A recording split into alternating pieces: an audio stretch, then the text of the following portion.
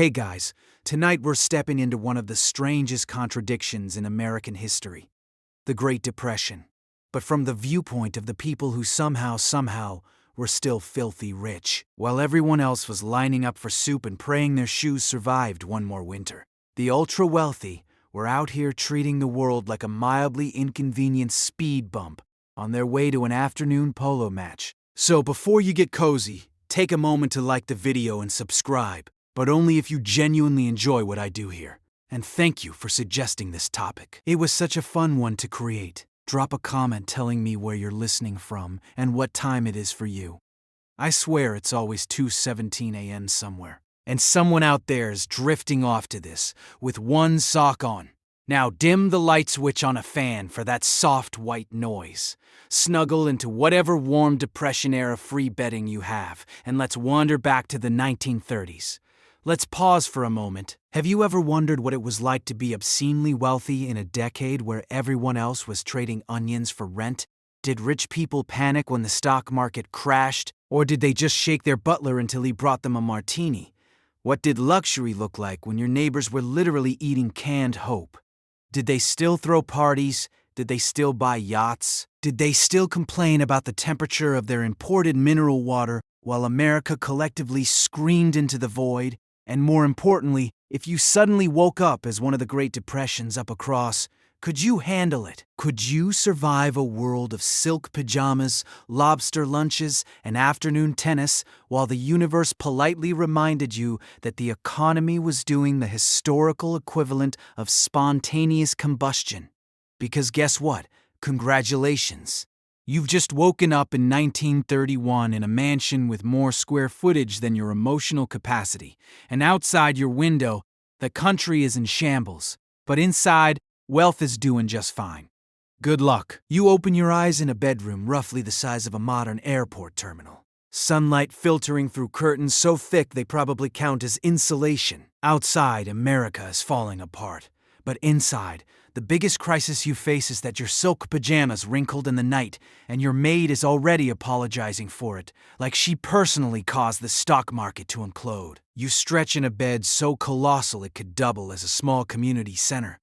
The mattress is stuffed with some rare bird feathers that are probably now illegal, and the sheets have a thread count high enough to qualify as a federal crime. As you sit up, your spine makes zero noise, which is how you know you're rich. Everyone else in the 1930s is waking up on lumpy mattresses, straw pallets, or whatever flattish surface hasn't collapsed yet. You're waking up on a cloud engineered by angels who had nothing better to do. A soft knock comes at the door. It's your maid holding a silver tray with a single glass of water, filtered, cooled, and sourced from a spring that absolutely does not exist inside the continental United States. She sets it down delicately, like it's the Hope Diamond, and asks whether you'd prefer to get up slowly or very slowly, because those are the only speeds allowed for people of your net worth. Meanwhile, the country outside your windows is in full meltdown mode. Bread lines wrap around buildings. Banks are collapsing like drunk toddlers. Entire families are doing the Great Depression version of budgeting, which is basically choosing whether to heat the house or eat dinner, but not both. You'd think the contrast would give you a sense of perspective. Your bedroom has a fireplace so large it could roast a Thanksgiving turkey family style. Marble floors stretch out like an art museum nobody asked for. There's a balcony with a view of acres of lawn maintained by gardeners who are currently being paid more than most school teachers. The entire house sits on a hill overlooking a city where no one, absolutely no one, is thriving except you, who are thriving so aggressively it might be considered rude. As you swing your feet over the edge of the bed, your maid rushes forward to place slippers under them so they don't touch the morally uncomfortable temperature of the floor. These slippers are made from some soft creature whose modern descendants would sue. You slide into them and stand up just as another servant glides in to open the curtains fully. And this is where the absurdity really kicks in. As the sunlight spills across your room, illuminating its aggressively unnecessary opulence, you catch sight of people in the distance, walking to work with lunch pails and hope that's hanging by a thread. The world is cracked open. Yet here you are debating whether to start your morning with a bath, a massage, or a light existential crisis, a modern comparison. It's like waking up in a five-star resort during the apocalypse, sipping a cappuccino while zombies politely knock on the door outside. You're insulated, cushioned by money, privilege, and a complete lack of awareness. And the worst part, you're used to it. Your morning routine begins with a bath, drawn by yet another staff member who's been awake for hours, achieving the perfect water temperature. As you lower yourself into the tub, you think briefly about the state of the nation. Then immediately stop thinking because you remembered you have a facial scheduled. You inhale the scent of imported soap that costs more than the average monthly wage and suck contentedly. By the time you're dressed and ready, your day feels full, dramatic, and emotionally taxing, even though all you've done is exist. But that's the magic of Depression-era wealth. Somehow every minor inconvenience feels like a monumental tragedy, while the actual tragedies remain outside your carefully guarded bubble. Good morning, Your Majesty. The world may be on fire, but inside your mansion, it's room temperature and perfectly controlled. Your morning meal arrives not on a plate, but on a parade route of shining silver trays. Eggs, grapefruit, pastries flown in from cities that are currently collapsing. Because nothing says, I understand the economy like eating a breakfast that could fund a small town. Your butler announces each dish like it's a royal decree. Your brie, sir. Your honey imported from a region currently experiencing mild political upheaval. Your orange juice hands squeezed by someone with forearms that could bench press this mansion. He says it all calmly, because he has long accepted that your breakfast is less of a meal and more of an international logistics operation. You look down at your place setting, which features more utensils than a dentist's office. Forks for fruit, forks for pastries, forks for emotional support. Who knows? Your napkin is folded in a shape that defies mathematics. A small flower sits in a crystal vase, freshly cut from a garden that has a full-time staff of 12, whose job description is essentially make nature prettier. The first course arrives, grapefruit halves, sprinkled with sugar so fine it sparkles like crushed diamonds. You take one bite and feel the vitamin C punching you awake with the confidence of a Wall Street banker who still believes everything is fine. Outside, families are scavenging for day-old bread. Inside, you're rejecting citrus because it's a little too zesty. Then comes the second core, say, a tower of pastries that defies gravity, crescent layered with butter, churned by someone who probably has a PhD in dairy science. Rolls so soft they look offended when you touch them. A cinnamon swirl that cost more than a week's wages in the real world. You tear off a piece, savoring the flaky decadence, while wondering briefly if this is the pastry Marie Antoinette would have eaten had she known better than to suggest cake. Your chef enters silently like a culinary ninja whose entire purpose is to anticipate your whims. He watches from the corner, waiting to see if you enjoy his creations or if he'll need to mentally prepare for the emotional devastation of you, saying it's fine. The eggs he's prepared are so fluffy they could float away, seasoned just enough to remind you that salt was once a precious commodity. Next appears a delicate cup of consume because in this household, soup is apparently a breakfast food. Alongside it, smoked salmon arranged in spirals.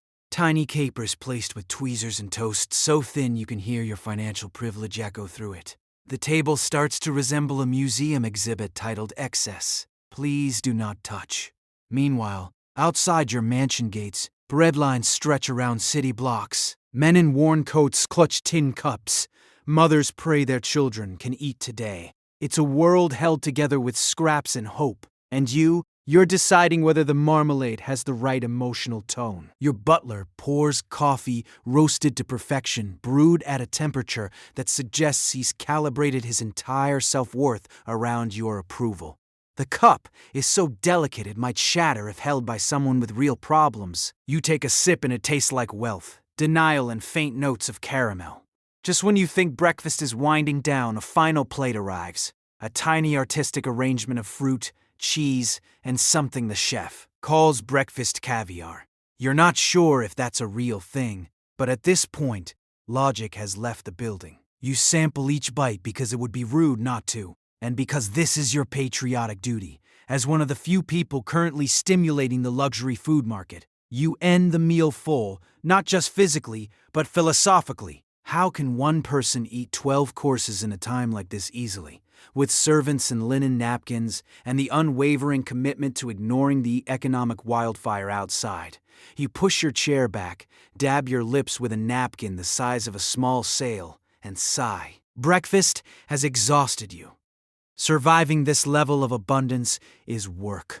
And now, fueled by 12 courses and zero awareness, you're ready to face the day. He glides into your room like a ghost, with healthcare announcing your schedule while America is outside punching the air. You rely on him for everything, ironing newspapers, locating your missing cufflinks, and gently shielding you from the reality that most people haven't had fruit since Hoover took office. He stands at the foot of your bed with the posture of a man who has transcended the need for lumbar support, hands folded neatly behind his back. His expression never breaks. Calm, steady, a serene pond of professionalism. Meanwhile, your own life is a frantic puddle you keep stepping in. He clears his throat quietly because even his vocal cords respect boundaries, and he begins listing the day's obligations: your 10 a.m. grooming, the noon tasting with Chef, luncheon with the Harringtons, and of course your 300 p.m. polo strategy meeting. He says all this with the tone of someone announcing weather conditions, not acknowledging that the entire nation is metaphorically, sometimes literally on fire. He is the invisible scaffolding that keeps your privileged little world from collapsing. You drop a glove, he materializes to retrier. Leave it before gravity even has a chance. You mutter, "Where did I leave my watch?" And he hands it to you already, wound, already polished, already aligned with the emotional frequency of your day. If he ever wrote a resume, it would simply say, "Prevents chaos from becoming visible." Let's talk about the ironing of newspapers. Yes, he actually does this. Each morning before you awake, he takes the daily paper and gently presses it with an iron, not to flatten it, but to warm it. Rich people do not touch cold news. Heaven forbid your hands come into contact with journalism that feels room temperature, like something intended for ordinary citizens. He irons out the wrinkles, the creases, and symbolically any hint of socioeconomic reality that might be hiding between the lines.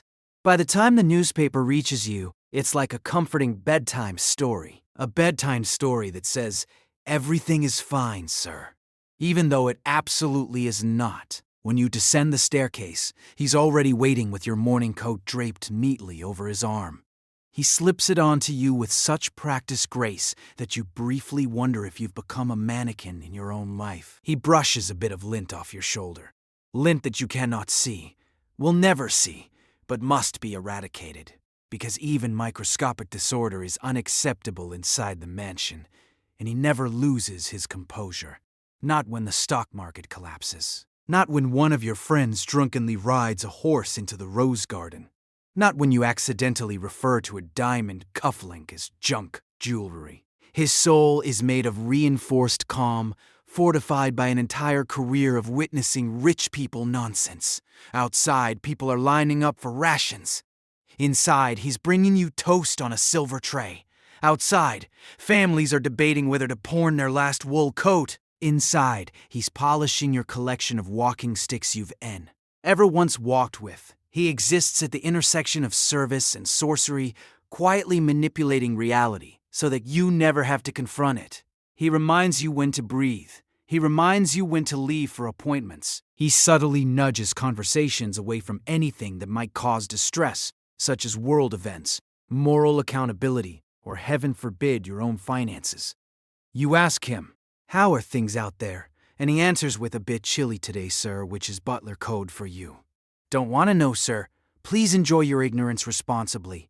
And the truth is, without him, the fantasy collapses, the wealth, the mansion, the silk pajamas, it all depends. On his quiet choreography is the conductor of your delusion, elegantly waving away any hint of hardship so that your life can remain a calm, curated museum exhibit titled Richness during extreme national turmoil. By the time he finishes briefing you, the day feels manageable again, not because the world improved, but because he expertly shielded you from it, and that more than anything makes him indispensable. You stand before a wardrobe that could buy several farms, choosing between suits woven from imported wool or dresses so dazzling they cause temporary blindness. Every button gleams, every seam mocks someone trying to sew their last pair of socks back together. For a moment, you simply stare at the mountain of fabric options, each one hanging on a custom-crafted mahogany hanger that is itself probably worth more than the average citizen's annual income. The wardrobe stretches so far in both directions that it should really come with trail markers and hydration stations. Somewhere in the back, a forgotten fur coat might still be echoing from last winter. Your valet appears silently at your elbow because valets do not walk. They materialize. He tilts his head and asks in a voice softer than your economic awareness whether you prefer casual elegance or formal superiority today. You pretend to think about it, even though both options involve wearing enough fabric to bankrupt anyone attempting to recreate your look on a budget. He begins presenting outfits like a magician revealing rabbits. The first option is a three-piece suit woven from wool gathered by monks who apparently spend years whispering encouraging affirmations to the sheep. The second is a shimmering gown embroidered with so many tiny pearls it should come with armed guards.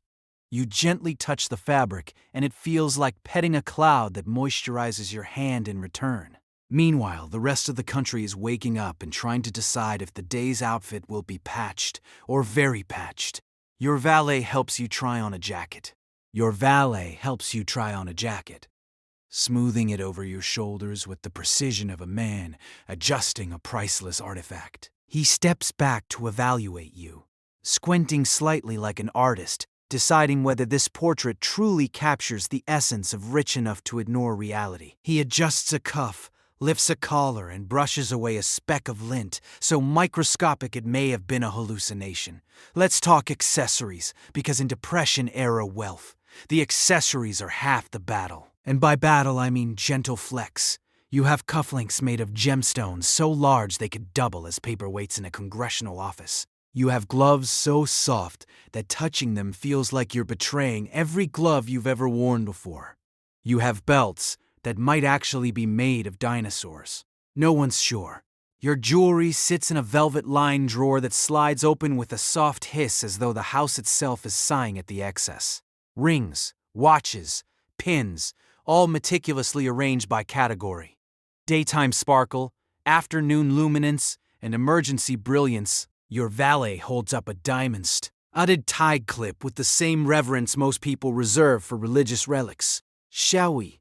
he asks, which in this context means, would you like to blind your lunch guests today? Once you're fully dressed, he steps back again and nods approvingly as if to say, yes. You now resemble someone who has literally never experienced a financial inconvenience. The fabric hangs perfectly. The colors shimmer in a way that suggests they contain traces of gold leaf. You look like a sponsored advertisement for capitalism. Outside your mansion walls, people are selling apples on street corners trying to scrape together pennies. Your valet is already refolding because it is already refolding. Because it wasn't draping with the appropriate level of arrogance. He hands you a final accessory, a hat perhaps, or a delicate brooch, and your outfit clicks into place. You catch your reflection and realize you look like someone who does not simply own money, but actively bends it to your aesthetic will. You leave the dressing room feeling powerful, polished, and pleasantly insulated from the fact that your entire outfit is worth more than a house someone was evicted from yesterday.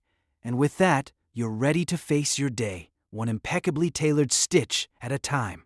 Your driver waits by a car so shiny it reflects your moral ambiguity. He's seen things, breadlines, foreclosure notices. Yet here he is holding open a door so you can glide into leather seats, softer than the national economy. He nods respectfully as you approach, but behind his eyes lies the quiet, eternal knowledge of someone who has witnessed the world collapse from the front row. He has driven past men selling apples for 5 cents. He has fied you through crowds of desperate families carrying everything they own in burlap sacks, and still he greets you every morning with a polite, "Good day, sir." Like he isn't internally processing the fact that your car consumes more gas starting up than some households use in a week. The vehicle itself is a marvel of Depression-era excess. The chrome gleams like it was polished by the tears of someone who lost their savings in '29, The tires are thick, pristine, and probably replaced more often than most people replace meals. As you settle into the back seat, the scent of leather and wood polish envelops you.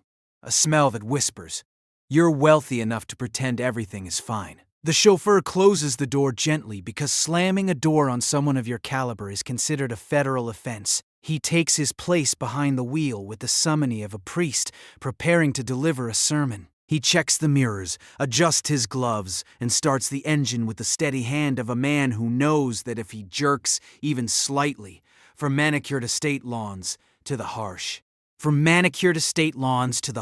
uneven edges of reality. You pass a soup kitchen with a line wrapped around the building.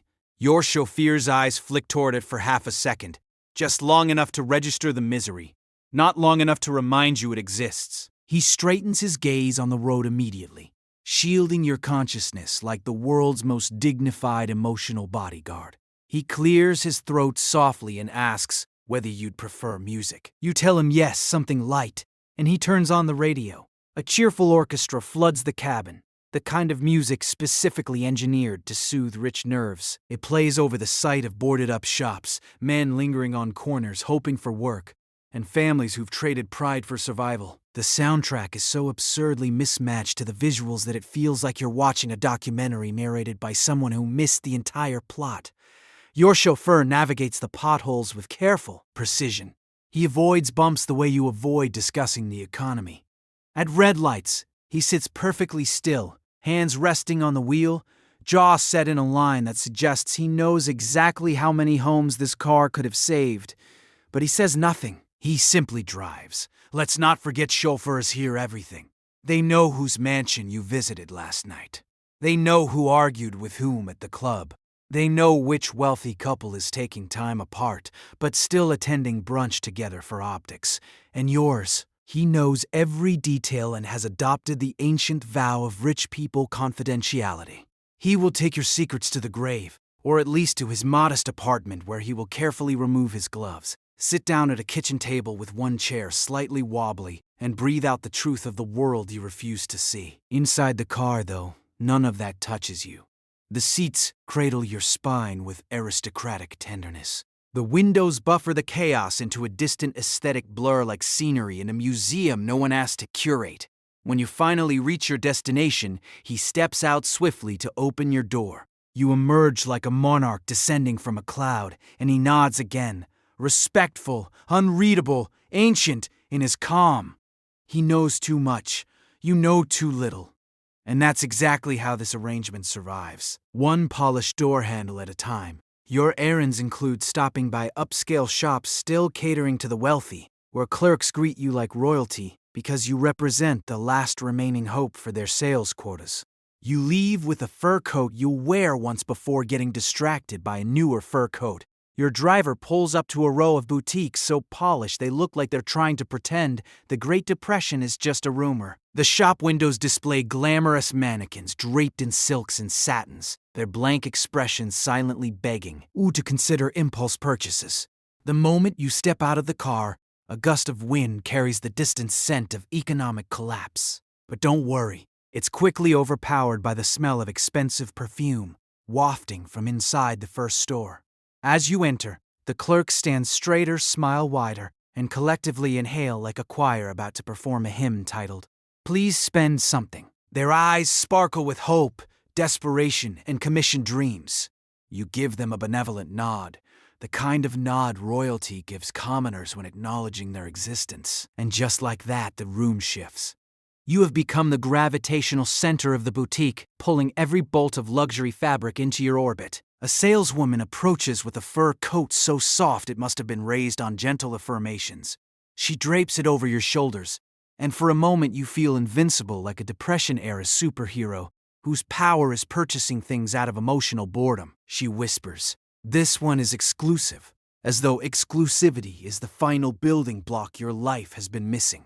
You buy it naturally. Then moments later you spot another coat in the corner, longer, softer, ethically questionable in ways no one here wants to discuss. You buy that one too because choosing between fur coats is a problem poor people don't have the luxury of having. The clerks applauded internally. One faints quietly from joy. Next, you drift into a jewelry shop where each piece is displayed under lighting so dramatic it feels like diamonds are auditioning for a Broadway role. A jeweler with a mustache sharp enough to threaten someone gently lifts a velvet tray toward you. It's filled with rings, brooches, and bracelets, each one sparkling like they're competing for your affection. You admire a diamond bracelet that weighs more than your sense of responsibility and ask, "Do you have anything shinier?" He gasps, delighted, and produces a piece so blinding it could double as an emergency lighthouse beacon. Sold, outside, across the street, a man sells apples for 5 cents. Inside, you're asking whether a necklace comes in brighter gold, because the previous gold felt a little shy. The contrast is dizzying, but the boutique's carpeting is thick enough to cushion you from any real awareness. From there, your errands take you to a perfumery where bottles of fragrance sit like sacred relics. Each scent comes with a dramatic backstory inspired by the moonlit gardens of Versailles or evokes the passion of a forbidden love. You nod politely, while thinking, "I just want something that smells expensive." You leave with 3. Next stop, a hat shop. The milliner greets you with the urgency of a man who has watched his customer base vanish. He presents hat after hat, wide-brimmed, feathered, beaded, towering, until you settle on one that could easily conceal a small family, perfect for brunch. Finally, you arrive at a general luxury goods store, the kind that sells everything from silk gloves to carved ivory chest sets to gold-plated paperweights you absolutely do not need, but absolutely will buy anyway. The Claire stands ready, already emotionally invested in your shopping spree. You pick up a fountain pen so elegant it looks offended by the idea of being used. "I'll take this," you say, even though you dictate everything to your staff and haven't personally written anything down in years. By the time you're back in the car, the morning sun glints off your mountain of shopping bags, turning the back seat into a shrine of unnecessary abundance. Your chauffeur adjusts the mirror to make sure he can still see the road. You exhale contentedly, the sigh of someone who has successfully filled the void with objects, and tomorrow the void will be back. Luckily, so will the boutique. You sit with other wealthy survivors of Wall Street's collapse, sipping consume and arguing about whose portfolio suffered more, while everyone else is arguing about whose turn it is to use the last potato. The dining room glows with afternoon sunlight reflected off crystal chandeliers, each one sparkling like it's trying to distract everyone from the nationwide misery just outside the hedges. White tablecloths stretch across the room like untouched snowdrifts. A string quartet plays in the corner, the delicate notes drifting over the clinking of silverware and the muffled sighs of people pretending to understand their financial advisors. The air smells faintly of roasted meat, lavender polish, and denial. You take a sip of the consume. It's clear, golden, and offensively perfect. The kind of soup that knows it's better than broth served anywhere else in the country today. Across the table, Mr. Anathy dramatically announces that he's lost everything, by which he means he's had to sell his 3rd yacht. The table gasps sympathetically, as if this were a tragedy. Shakespeare forgot to write about it. Someone passes him a basket of rolls because emotional support carbohydrates are a necessary tool for processing mild inconvenience. Next to you, Mrs. Fairfax found herself with a monogrammed napkin. She claims she can feel the depression creeping in because her imported caviar shipment was delayed by 30 minutes. Everyone murmurs their condolences. A delayed caviar shipment is practically a national emergency at the club.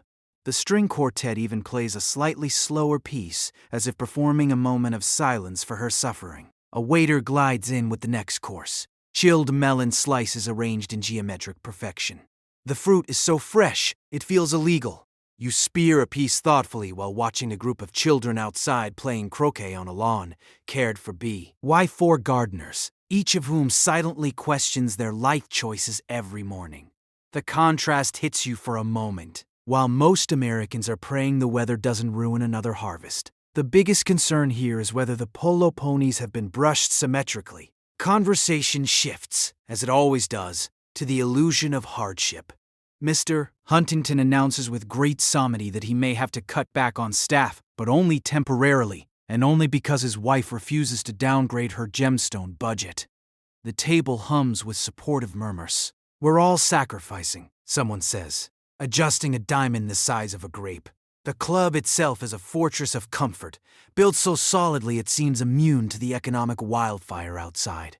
Columns soar overhead, chandeliers glitter, and the staff moves in perfectly choreographed silence, pressing napkins, refreshing drinks, and gently pretending not to hear any of the absurdity unfolding around them. The chef sends out dishes crafted with the precision of a military operation. Delicate quail, tiny asparagus spears, desserts so airy they feel like edible social privilege. Someone brings up the state of the banks. Another mentions rumors of tighter budgets. For a moment, the table grows quiet, a single collective breath, acknowledging that the world is indeed changing. Then someone suggests a weekend getaway to Palm Beach to clear the mood, and the anxiety evaporates like steam rising off a stool. As dessert arrives, a layered cake with frosting, so smooth it reflects the chandelier. You lean back in your chair and take in the scene. Laughter fills the room. Champagne glasses catch the light. People discuss investments they don't understand, charities they don't plan to donate to, and problems that aren't really problems. Outside these walls, the nation is barely hanging on. Inside, luncheon continues as if nothing has gone wrong. Nothing ever could. And the worst hardship imaginable is mediocre service or a wilted garnish. You finish your cake, dab your mouth with a napkin that costs more than someone else's monthly wages, and sigh contentedly. The depression may be everywhere else, but at the country club, reality checks are simply not on the menu. You climb onto a horse that receives better medical care than 40% of the nation. As you gallop across pristine grass, your biggest fear is losing. Not your fortune, but your dignity in front of people wearing immaculate white pants. The horse beneath you snorts, tossing its glossy mane as if reminding you that you're merely a decorative accessory in its athletic career. Its coat gleams in the sunlight, reflecting the expensive shampoo your groom uses. A shampoo with ingredients so rare it probably costs someone a semester of college. You adjust your grip on the reins, trying to look confident, trying to pretend that riding a half-done animal at high speed while swinging a mallet is a completely reasonable afternoon activity. Around you, the polo field spreads out like an emerald runway, trimmed so perfectly it could host a lawnmower beauty pageant. White goalposts stand at either end, waiting patiently for you to embarrass yourself. Spectators lounge on the sidelines sipping chilled drinks, their pearl necklaces and linen jackets shimmering with expensive indifference. They're not here for the sport. They're here for the spectacle of wealthy adults cosplaying as medieval knights with better fashion choices. Your teammates give you nods of encouragement, though each nod reeks of the silent hope that you won't ruin the next play. One of them, a man who insists he's financially devastated despite wearing a watch worth more than a mansion, tightens his gloves with dramatic flair. He pats your shoulder and says, "Let's win this one." It's hilarious because you both know that the only thing truly at stake is social standing. The whistle blows. Suddenly, everyone lunges forward, a thundering stampede of privilege. You grip the saddle, your heart pounding in a thrilling, reckless rhythm. The wind rushes past your ears, carrying faint scents of grass, leather, and generational wealth. Your horse, trained to perfection, knows exactly what to do. You're mostly trying not to fall off and become a cautionary tale retold at future luncheons. The ball skitters across the field and you swing your mallet with the enthusiasm of someone who hopes the cameras caught that. You miss, of course, but you miss gracefully, with a kind of poise only the wealthy can achieve while failing publicly. A ripple of polite applause follows, not for your performance, but for your outfit, which is crisp, coordinated, and entirely impractical. Your horse accelerates as you try again, this time managing to tap the ball with enough force to make it move, albeit reluctantly. The crowd claps louder. Your teammates shout praise. For a fleeting moment, you feel powerful, like perhaps the depression cannot touch you because you're simply too well dressed. But then the horse swerves abruptly and you cling to the saddle horn with the desperation of someone who's just realized gravity is undefeated. Across the field, someone scores a goal. Cheers erupt. Players raise their mallets triumphantly. You join in the celebration, pretending you contributed more than light moral support and the ability to stay upright. A waiter appears from nowhere because country clubs operate like magical realism, offering you a chilled towel and a glass of lemonade. You accept both, feeling like a victorious gladiator who did not, in fact, do any gladiating. As the match continues, you notice the absurdity of it all. Here you are, galloping across manicured grass, on a horse worth more than a town's annual budget, while millions struggle to find work. Each swing of your mallet feels both thrilling and morally confusing. But the polo culture shields you. Enthusiastic shouts, sparkling laughter, compliments about your form from people who are definitely not watching. When the game ends, no one remembers the score. They remember the outfits, the sunlit glamour, the elegant chaos of wealthy people pretending that the world outside the clubhouse gates isn't dissolving. You dismount clumsily but smile confidently, patting your horse in a way that suggests you're equals. You're not. Your teammates clap you on the back. Someone declares, "What a match!" You nod, trying to breathe normally again. And as you walk off the field, mallet in hand, sweat on your brow and dignity mostly intact, you realize something profound. Polo isn't a sport, it's a performance, and you've survived today's act. Your tennis instructor tells you to loosen your shoulders, as if shoulders everywhere aren't currently carrying the weight of an entire failed banking system. Still, you swing your racket with the confidence of someone who's never had to pawn one. The court beneath your feet is a pristine rectangle of privilege. The lines are fresh, the clay is level, and not a single leaf dares fall upon it without being immediately escorted out by groundskeepers who take their job more seriously than most people take marriage vows. A light breeze drifts across the court, the kind that would gently ruffle hair if yours weren't meticulously lacquered into place. Your instructor paces in front of you with the intensity of a general preparing troops for battle. He wears all white, the official uniform of sports played by people who have never done their own laundry. His eyes scan you up and down, evaluating your stance, your grip, and your apparent inability to take a me seriously when the worst consequence of losing is mild embarrassment over drinks later. Relax, he reminds you, as though relaxation is a natural state of being during the Great Depression. Meanwhile, millions of Americans are tense for reasons far more serious than a backhand, but not here. Here, the only thing collapsing is your form. You take a breath, step forward, and attempt a practice swing. The racket slices through the air dramatically, a perfect arc that feels athletic in the same way breathing feels athletic. The instructor nods approvingly. "Better," he says. The word carries the same weight for you as a full performance review might carry for anyone else. Across the net, a friend, equally wealthy, equally insulated, bounces impatiently, waiting for your serve. He stretches dramatically like someone who believes tennis is 40% skill and 60% theatrical flair. You toss the ball into the air, strike it cleanly, and watch as it sails over the net with satisfying precision. Your friend lunges, returning the ball with a force that suggests he's working through some unresolved emotional turmoil, possibly the trauma of having to sell his secondary vacation home. You scramble to respond, the soles of your imported shoes gripping the clay in perfect, elegant partnership. But tennis isn't just a sport here. It's a form of social signaling.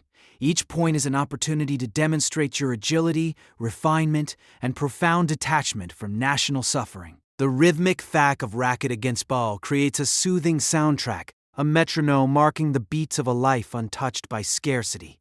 As you rally back and forth, it becomes clear your instructor's true role isn't to improve your technique. It's to maintain your illusion. He offers gentle reminders. Bend your knees. Follow through. Pretend the global economy isn't crumbling. Okay, he doesn't say the last one aloud, but his tone suggests it. The sun warms your shoulders. Birds chirp from nearby hedges. Somewhere beyond the country club's walls, radio stations announce unemployment numbers climbing like ivy on a decaying trellis. But here, the only number that matters is the score, and even that is more suggestion than necessity. Your friend misses a return, and you score a point. He laughs, brushing off the loss with the ease of someone whose confidence is backed by generational wealth. Good shot. He says, though both of you know the real compliment is good outfit. You pause for water, chilled, infused with citrus, served in a glass so delicate it may not survive another refill. Your instructor hands you a towel that smells faintly of lavender and expectations. Ready for another sec? He asks. And you are, because the court is perfect.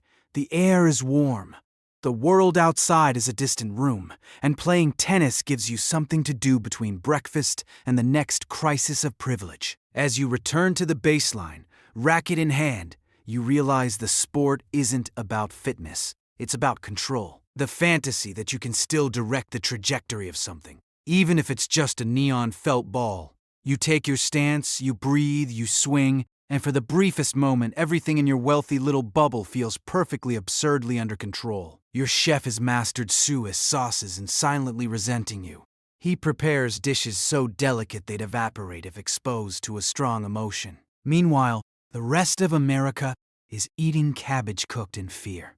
He stands in the kitchen like a weary battlefield general, surrounded by copper pots polished to a mirror shine, and ingredients flown in from regions that barely know you exist. His tall white hat tilts slightly to the left, a sign he's been up since dawn, wrestling with the temperamental hollandaise.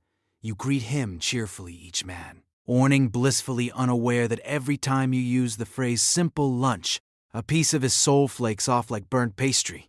He stirs a pot with the precision of a surgeon, his brow furrowed in the kind of concentration usually reserved for people disarming bombs. For him, cooking isn't just a job. It's performance art, emotional therapy, and a quiet scream into the void all at once. He's crafting meals for someone who has never once finished a plate without saying, "Lovely, but maybe just a bit lighter." Meanwhile, the average American household is boiling turnips until they surrender. Behind him, the kitchen staff tiptoes like monks in a temple, whispering orders and avoiding sudden movement. No one wants to provoke him. Not after the incident. The one where you casually mentioned preferring more crunch, and he spent the rest of the day muttering about textures and culinary betrayal. Even the carrots felt unsafe. Your chef has developed coping mechanisms similar to those of Victorian poets. He stares out the window at times as if contemplating the futility of braising for someone who doesn't know what braising is. He writes down new recipes in a leather notebook filled with grease-stained pages and unprocessed emotions. Occasionally he sighs while zesting lemons, a soft exhale carrying the weight of his professional disappointment. And yet, despite this inner erosion, the food he creates is astonishing. Today's lunch begins with a consume so clear you could use it as a moral mirror. Then comes a salad formed with such architectural precision it requires its own permit. Tiny edible flowers dot the plate like misplaced happiness. Your chef places it before you with the reverence of someone laying a wreath at a memorial. "How lovely," you say lightly, stabbing a single leaf with your fork.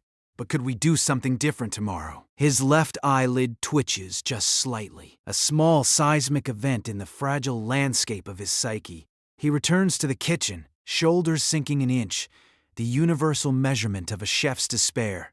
He begins preparing the next course, chopping herbs with the suppressed rage of a man who has spent his life mastering world-class cuisine, only to serve it to someone who occasionally mistakes truffle for mushroom. Outside, the economic crisis deepens. People barter for eggs, families stretch meals like taffy. But inside your mansion, your chef is sculpting solettes that rise with the confidence of someone who still believes skill triumphs over circumstance. By afternoon, he's plating dessert, a delicate tower of pastry layers so thin they appear theoretical. You take a bite and smile. "Perfect," you say, and he glows for just a moment. This is what keeps him alive. That single flicker of validation, the faint, improbable hope that artistry still matters in a world falling apart. But then you add, "Maybe a touch sweeter next time." He freezes. You watch him process your words like a man calculating how many years of culinary training led to this exact heartbreak. Then he nods solemnly and retreats into the kitchen, where he'll spend the next hour whispering apologies to the creme brulee. Your chef doesn't just cook your meals. He absorbs your whims. He endures your preferences. He suppresses his existential dread with bourboulon. And he'll do it all again tomorrow, A silent warrior armed with whisks, willpower, and just enough emotional damage to make the food incredible. You return home exhausted emotionally, spiritually, and physically from doing nothing, and collapse into a bed so plush it should have its own zip code. Rich people, fatigue is real even if it's scientifically unrecognized. Your shoes fall off with a soft thud of entitlement. Somewhere downstairs, your staff hears the noise and instantly knows, nah, pee time has begun. They dim the lights, hush their conversations, and move with the exaggerated gentleness usually reserved for operating rooms and newborns. Because when someone of your stature decides to sleep during the Great Depression, it becomes a coordinated household event. Your bed greets you like an old friend who has never asked for a loan. The mattress sinks just enough to cradle your bones, but springs back with the enthusiasm of someone trying very hard not to disappoint you. The sheets are cool, crisp, and woven from threads so fine it might have been harvested from clouds. You pull them up to your chin and breathe out slowly, letting the silk whisper across your skin like a lullaby written by money itself. Outside the window, the world is noisy. Streetcars rattling, newsboys shouting, distant radios broadcasting the grim realities of failing banks and rising unemployment. But inside your room, silence. A curated silence. A silence your butler protects with his life. Like a guardian angel armed with velvet slippers, he intercepts calls. He stops unexpected visitors. He even scolds delivery men for knocking too loudly. The man treats your nap like it's a sacred ritual. And honestly, he's not wrong. Because naps for you are not leisure. They are survival.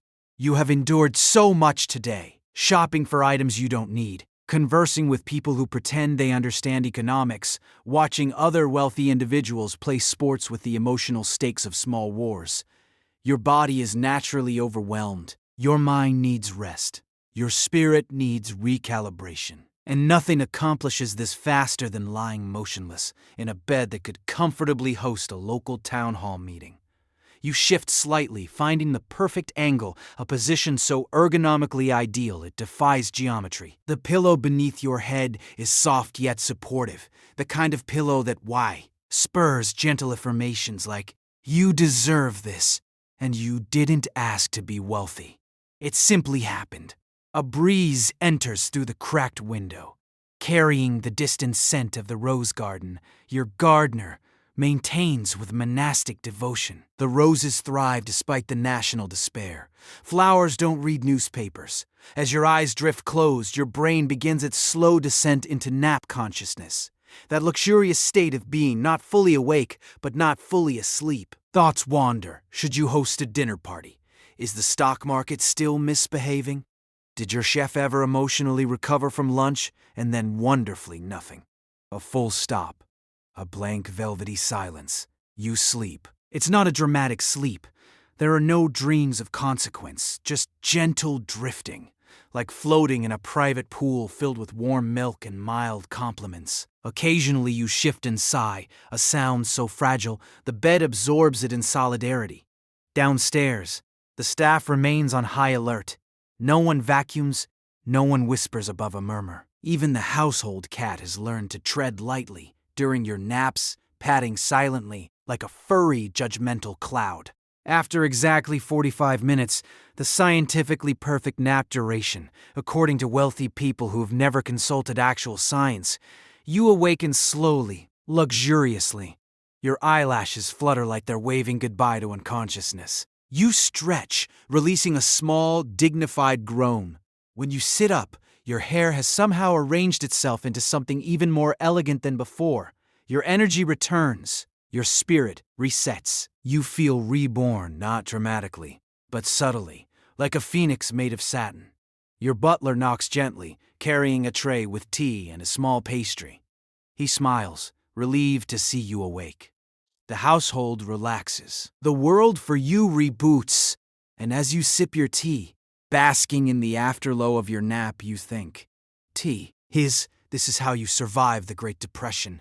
One impossibly comfortable, economically oblivious nap at a time. You sip imported tea and nibble pastries shaped like happiness while discussing hardships such as my stocks went down 4% And my gardener is on strike because he apparently needs food. The tea is warm, fragrant, and absolutely unaware that half the country hasn't tasted anything imported since last spring.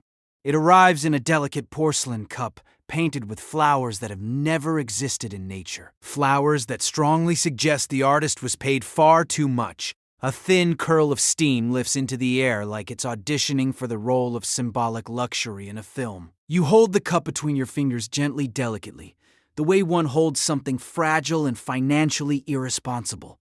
Across from you, your friends lean back in their armchairs, each one upholstered in fabric so soft it could probably calm geopolitical tensions.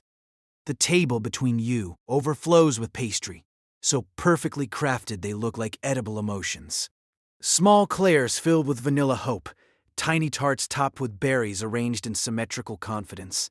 Not one crumb dares fall out of place. Pastries know better here. Things have been simply dreadful lately.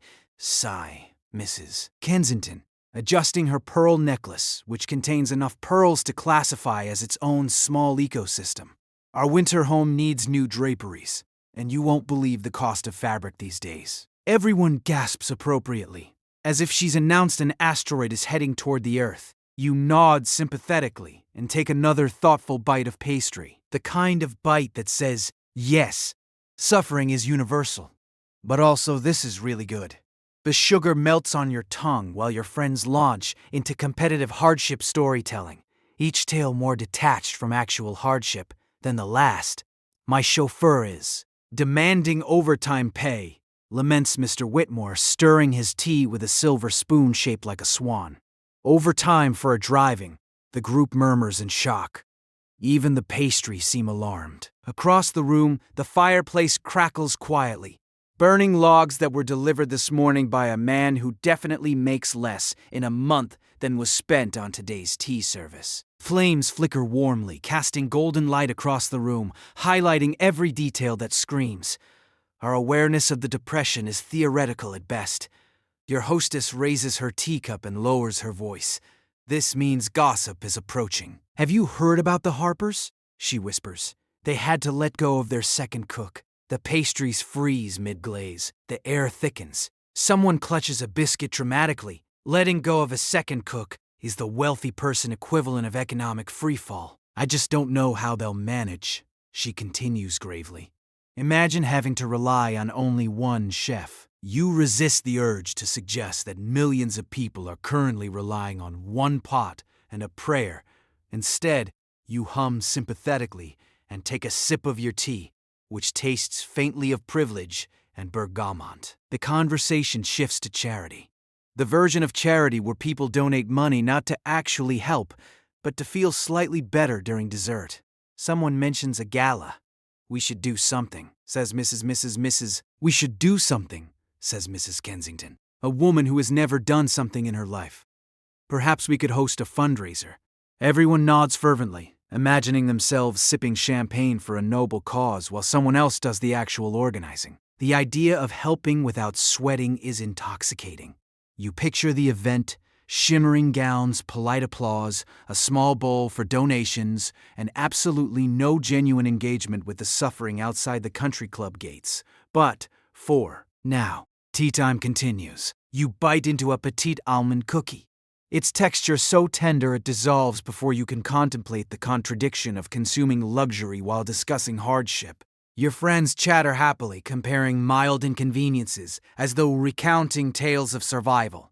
And as the sunlight warms the tea room and the pastries wait patiently to be admired, one thing becomes clear. Hard times are relative, but here they're mostly decorative. Your partner appears in the doorway, wearing something fashionable enough to insult an entire generation. Together, you strategize about social events, charity galas, and how to appear connected to the people without touching any of them. They glide into the room with the elegance of someone who has never once been affected by an interest rate. Every line of their outfit is crisp, intentional, and designed to inspire both admiration and mild resentment. Their cologne or perfume wafts softly behind them. Something floral, something spicy, something imported. It's the sort of scent that hasn't been touched by a discount in decades. Your spouse settles into a velvet armchair, crossing their legs with the composure of a diplomat, preparing for peace negotiations between two feuding perfume houses. Darling, they begin. We need to discuss optics. Nothing sends a chill down your spine quite like the word optics during the Great Depression. You nod gravely because being rich in a time of widespread suffering is a challenging performance art. Your spouse opens a leather-bound planner filled with notes written at angles so dramatic they could be stage directions. They flip to a page titled in looping gold ink, Public Appearances, How Not to Look Like Monsters. First hop at the charity gala next week we must attend. Your spouse insists, but we can't enjoy it too much.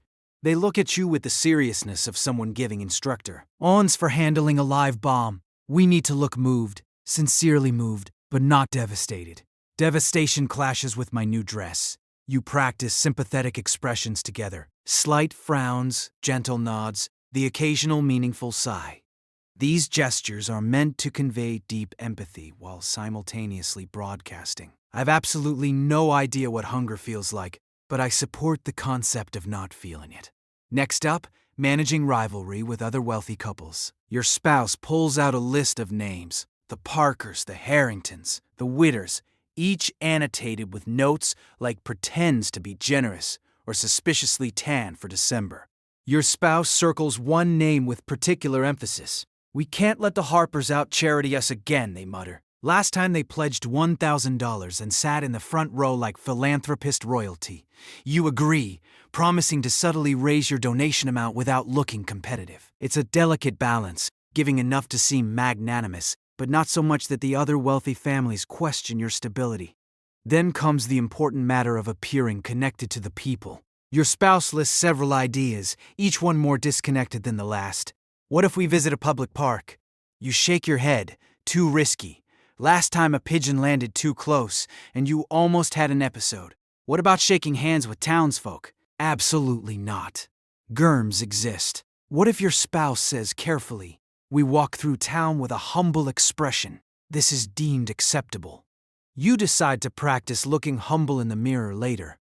It's been years. You may need help. Your spouse leans back, nibbling on a tiny pastry shaped like a swan. Sometimes I think people don't realize how difficult it is to maintain our image during all this chaos. They gesture broadly, encompassing the mansion, the manicured grounds, and possibly the entire concept of inherited Wei. Leth, it takes work. You nod sympathetically, ignoring the discomfort of realizing they've just equated managing optics with survival. But in your world, it is survival. Reputation is your currency. Appearances are your lifeboats. The conversation shifts to lighter topics like wardrobe choices for the gala, which seating arrangements will minimize conversations with tedious people, and whether your spouse should publicly compliment the mayor's wife's haircut or let her spiral into insecurity. It's all strategy. A deeply unserious strategy, but still a strategy. As the sunlight slants across the room, your spouse stands smoothing their clothes with a practiced flourish. They kiss your cheek lightly and say, "We will look compassionate, darling." Fashionably compassionate.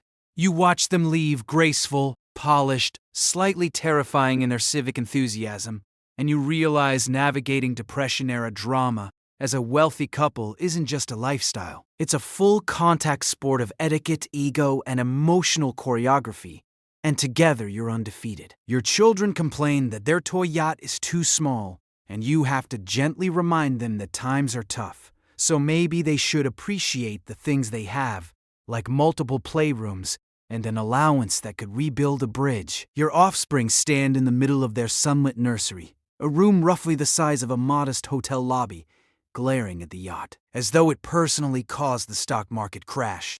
The toy, which is carved from rare hardwoods and has real miniature silver railings, sits in the corner looking ashamed of itself. Your eldest huffs dramatically. It doesn't even have a ballroom. Ah, yes, the crushing burden of maritime minimalism. You kneel beside them, placing a hand on their shoulder with the parental softness of someone delivering difficult news. We must manage expectations during these challenging times, you say, attempting to sound firm and not amused. Some children don't even have toy yachts, you know. They stare at you stunned. Toy yachtlessness is a tragedy they cannot fully comprehend. You shepherd them down one of the mansion's many hallways. The East Wing, the one with the whimsical murals and the rubs thicker than bread loaves. Your youngest trails behind, dragging a stuffed bear that cost more than a farm animal. The playrooms, plural, wait ahead like perfectly staged theatrical sets. Building blocks from Europe, dollhouses with functioning lamps, trains that puff real steam because battery-operated toys are for the masses. Darling, the children bicker lightly about which playroom they'll grace with their presence today.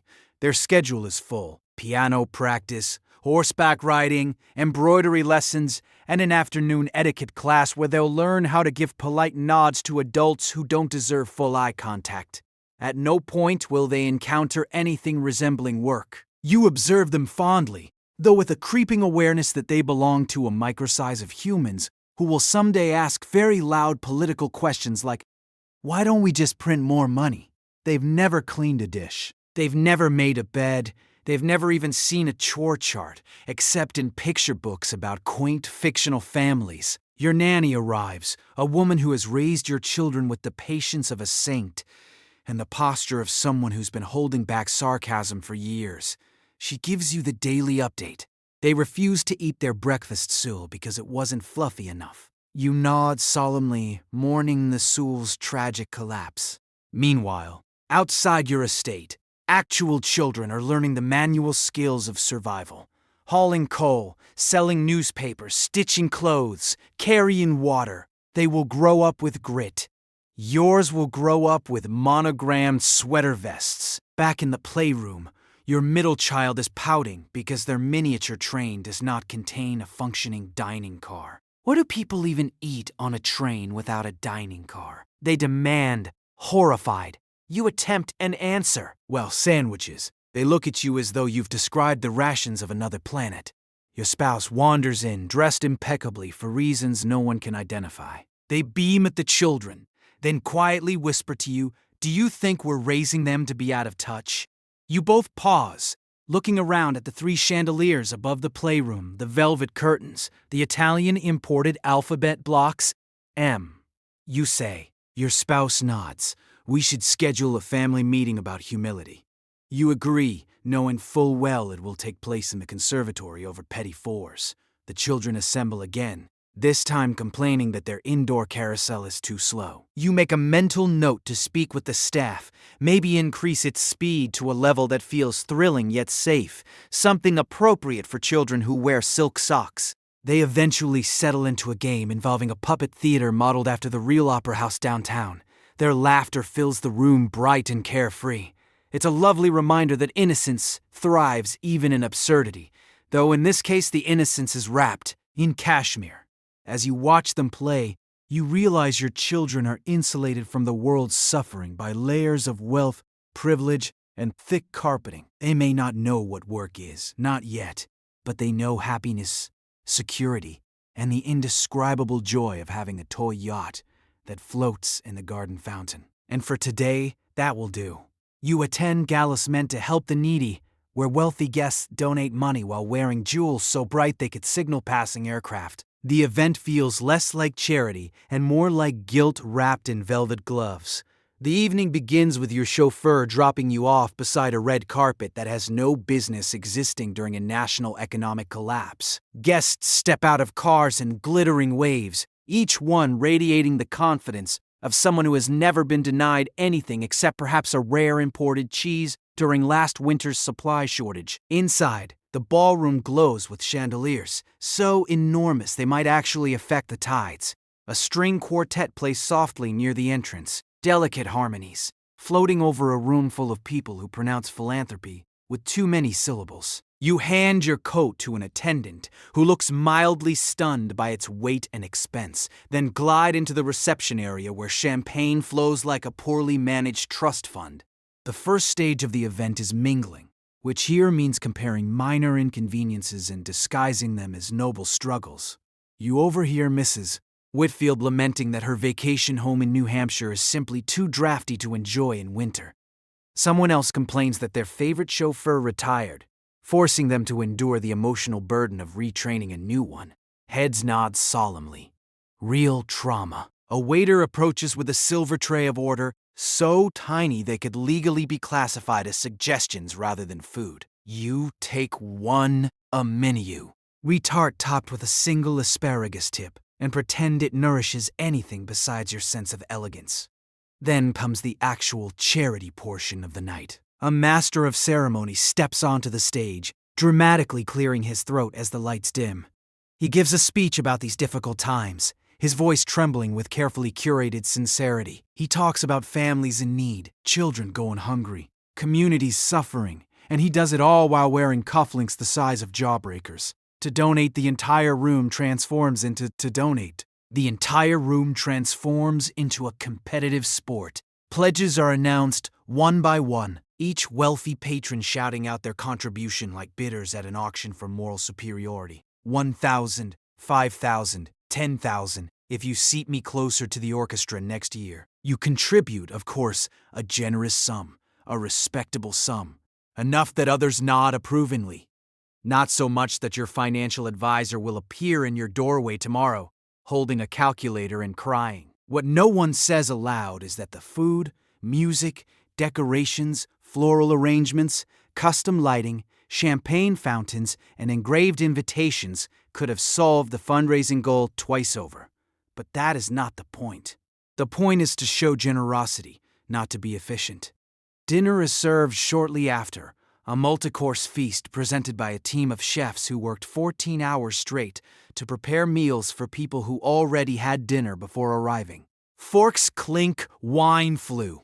Someone begins loudly describing their plans to renovate a perfectly functional guest house because the windows feel dated. At some point during dessert, a layered confection dusted with edible gold conversation circles back to the gala's mission. People praise themselves for supporting the needy. One man proudly declares that by attending tonight, he has done his part. He says this while igno. Ring the waiter trying to refill his glass. You glance around the room, taking in the shimmering gowns, the glittering jewels, the laughter drifting through the candlelight. It's beautiful. It's absurd. It's a real-time contradiction wrapped in Saturn and ego. By the end of the night, the charity goal is reached. Everyone applauds, congratulating themselves like heroes returning from battle. Outside, the city sleeps uneasily. Inside, you collect your coat, step back into your chauffeured car, and feel the warm glow of philanthropy settle over you like a fur stole. You helped. You really did. Just not nearly as much as the catering budget did. Made sweep through hallways like synchronized swimmers. The gardener trims hedges shaped like mythical creatures. There wrestles your linens like they personally offended her. All while tiptoeing around a family who still thinks the economy is just going through a phase. Your home runs not on electricity or water or even the power of money. It runs on staff. Dozens of staff. A veritable ecosystem of people who work tirelessly to maintain the illusion that your life is effortless. They glide through the mansion with the seamless grace of backstage crew at a theater production. Constantly fixing, cleaning, repairing, adjusting, and rearranging while you drift from room to room like a very pampered cloud. Let's begin with the maids. There are morning maids, midday maids, and evening maids, each with specialty skills so fine-tuned they could compete in the Olympics of domestic work. They fluff pillows with a technique passed down through generations. They dust surfaces that do not appear dusty. They remove invisible smudges from windows that you definitely didn't notice because you were too busy ignoring the Great Depression.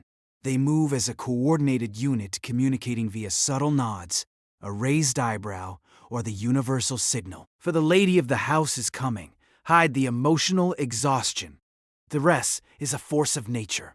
She attacks stains with the vigor of someone battling personal demons. She starches collars until they could legally be used as weapons. She irons sheets the size of sailing vessels with the precision of a surgeon who regrets not becoming a surgeon. When you toss clothes into the hamper, she retrieves them with a solemn expression as though preparing them for a respectful Viking funeral. Then there's the gardener, a man whose entire personality is plants. He speaks to the hedges like they're his children. And honestly, they behave better than most children. He sculpts bushes into shapes that defy nature. Griffins, swans, a surprisingly accurate bust of your spouse. While the rest of the country struggles to grow enough food to survive, your gardener spends his mornings debating whether the roses should be arranged in a subtle yet triumphant color gradient. The butler is the quiet commander of the household army. He glides through rooms with posture so upright it should be framed staff with the efficiency of a military staff, with the efficiency of a military general coordinating troops. And despite the national despair outside the gates, he maintains the emotional stability of a man who would rather perish than let you see him sweat. The cook, not to be confused with the private chef, handles the mundane meals, the breakfast you forget to compliment, the snacks you take one absent-minded bite of before wandering off. She operates with a sense of duty that borders on heroic. She stirs soups that simmer through entire political collapses. She kneads dough with fists that have known suffering. And she does it all while listening to your spouse argue about the proper shape of cucumber sandwiches. Houseboys dart between tasks, carrying trays, messages, and occasionally small cheech. Children who have escaped their nanny. Speaking of the nanny, she is a saint, disguised as a stern woman with perfect posture. She raises your children with unwavering patience and just enough sarcasm to stay sane. Without her, the household would descend into chaos, possibly within minutes. And through it all, the staff maintains a strict professional silence about the absurd contradiction of their daily lives. They serve extravagant meals while knowing their own families live frugally. They polish silver for people who refer to economic devastation as a brief downturn. They maintain elegance in a world that is anything but elegant. Yet somehow they do it with pride. Pride in craftsmanship, pride in survival, pride in keeping the great machine of your household humming. They are the invisible spine holding the whole ridiculous operation. Upright. Your house does not run because you are organized. It runs because an entire staff works tirelessly to prevent you from discovering how disorganized life actually is. They are magicians. They are miracle workers. They are unquestionably underpaid. Your evening meal is lavish. Courses upon courses, wines upon wines. You wonder vaguely whether this is insensitive, then immediately stop wondering because the lobster smells amazing. You take your seat at the dinner table, a polished mahogany continent large enough to host a diplomatic summit. Candlelight dances across crystal glasses, sending sparkles of opulence flickering through the room like mischievous fireflies paid by the hour. A soft string melody drifts from the corner. Yes, there is a live violinist. No, you do not remember hiring him. He simply appears every evening as predictable as the sunset and considerably more dramatic. Your butler presents the menu, which reads less like dinner, more like a list of ways to tempt fate. It outlines 7 courses, each described with adjectives that have no business belonging to food. Ethereal consume, whispered asparagus, ambitious chocolate soul. The descriptions are so poetic you begin to suspect the chef is processing unresolved emotional trauma through culinary prose. The first course arrives. A soup so clear you could see your future in it. A future filled with more soup. You sip delicately, nodding as though evaluating the global implications of broth. Outside, families are stretching meals over multiple nights. Inside, you're deciding whether your soup has enough personality. Next comes a salad lightly dressed in vinaigrette. The leaves arranged in a perfect geometric shape that suggests your chef owns a protractor. The vegetables are so fresh they may still have dreams. You eat them with conscientious grace, ignoring the fact that you already consume more greenery in one bite than some people see in a week.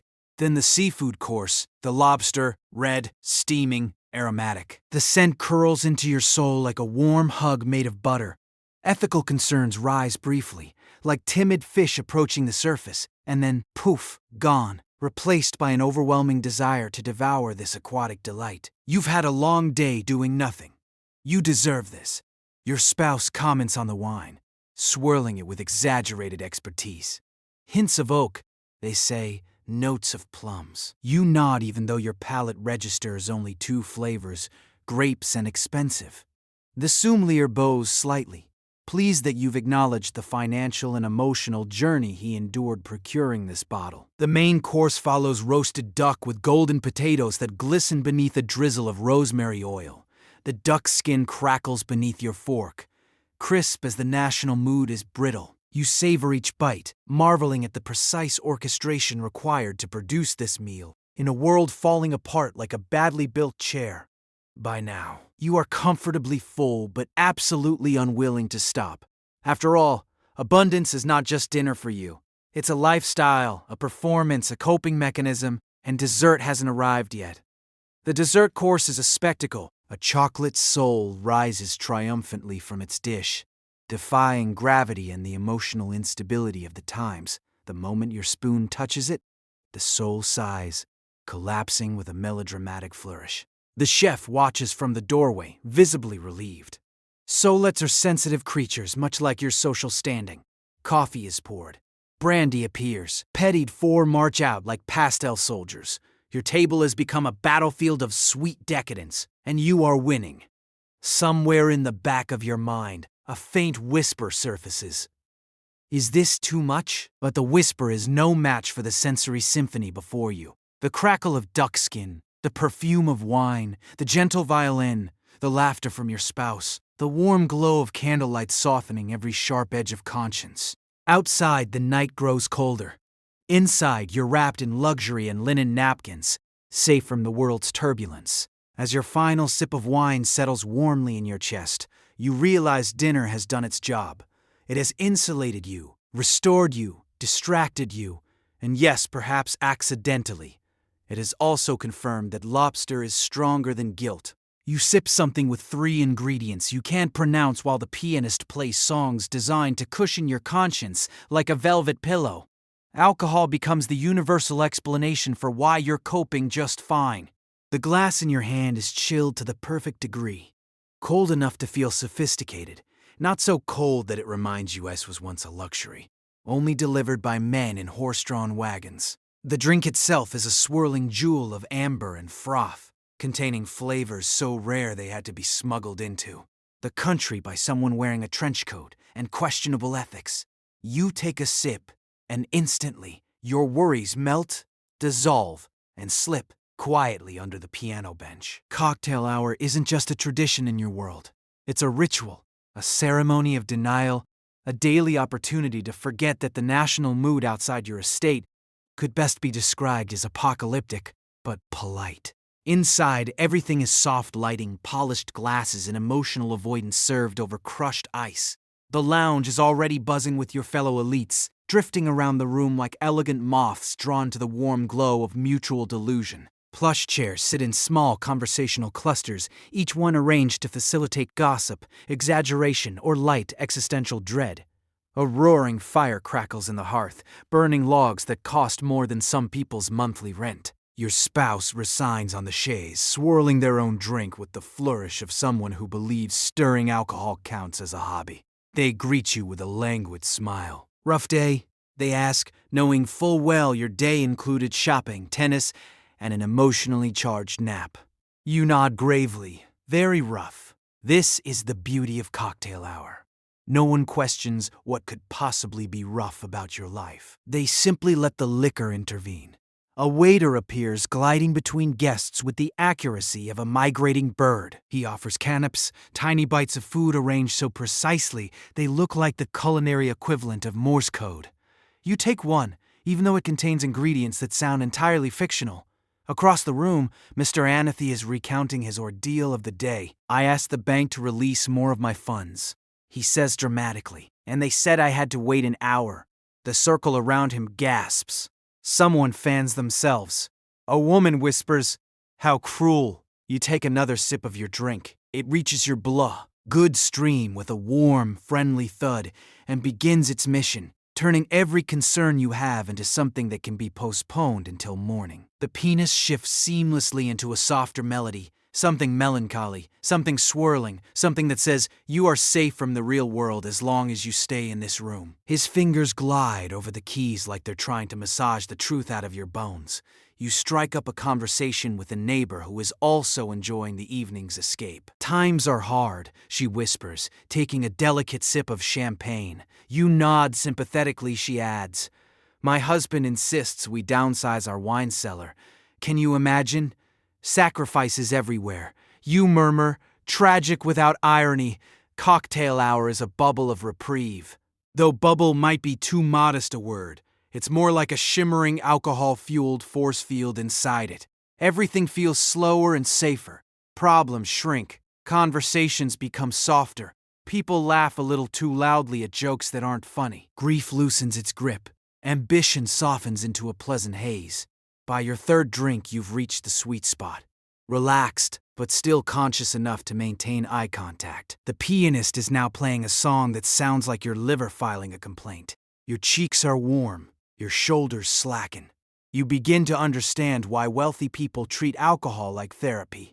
It listens, it soothes, and it never sends a bill. Outside your mansion, the depression still rages on. Breadlines stretch, jobs disappear. But inside this lounge, the only crisis is when someone finishes the last of the maraschino cherries. Eventually, the hour winds down. People drift off toward dinner, carrying their softened edges with them. You set your empty glass on a silver tray and stand slightly swaying, slightly floating. And as you leave the lounge, a pleasant fog settling around your though. You whisper the unofficial motto of the rich during the 1930s. I'm coping. And by coping, I mean drinking.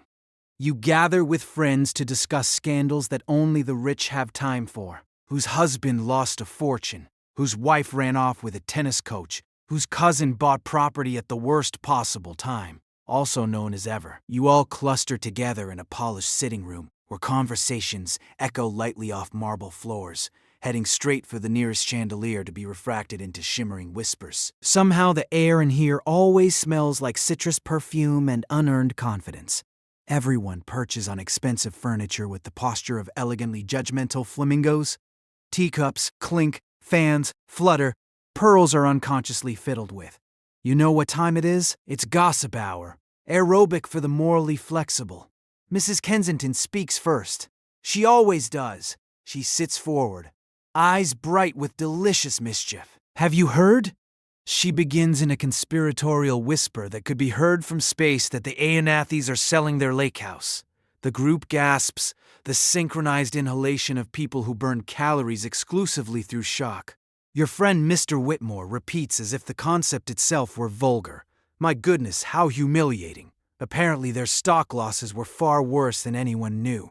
Mrs. Kensington continues warming up now. Her gossip momentum is building. They've cut their household staff down to only 12. The horror of this statement hits the room like a cold gust of economic reality. Only 12 repeats another guest. How do they function? You all ponder this with the somber empathy of wealthy individuals imagining true hardship for the first and possibly the last time. Before the conversation can settle, your spouse leans in. Well, that's nothing. Did you hear about Clara O'Hara Hastings? She left her husband? This Ellie catifies the group. Fans snap open. Pearls clench. Several malms emotionally shatter.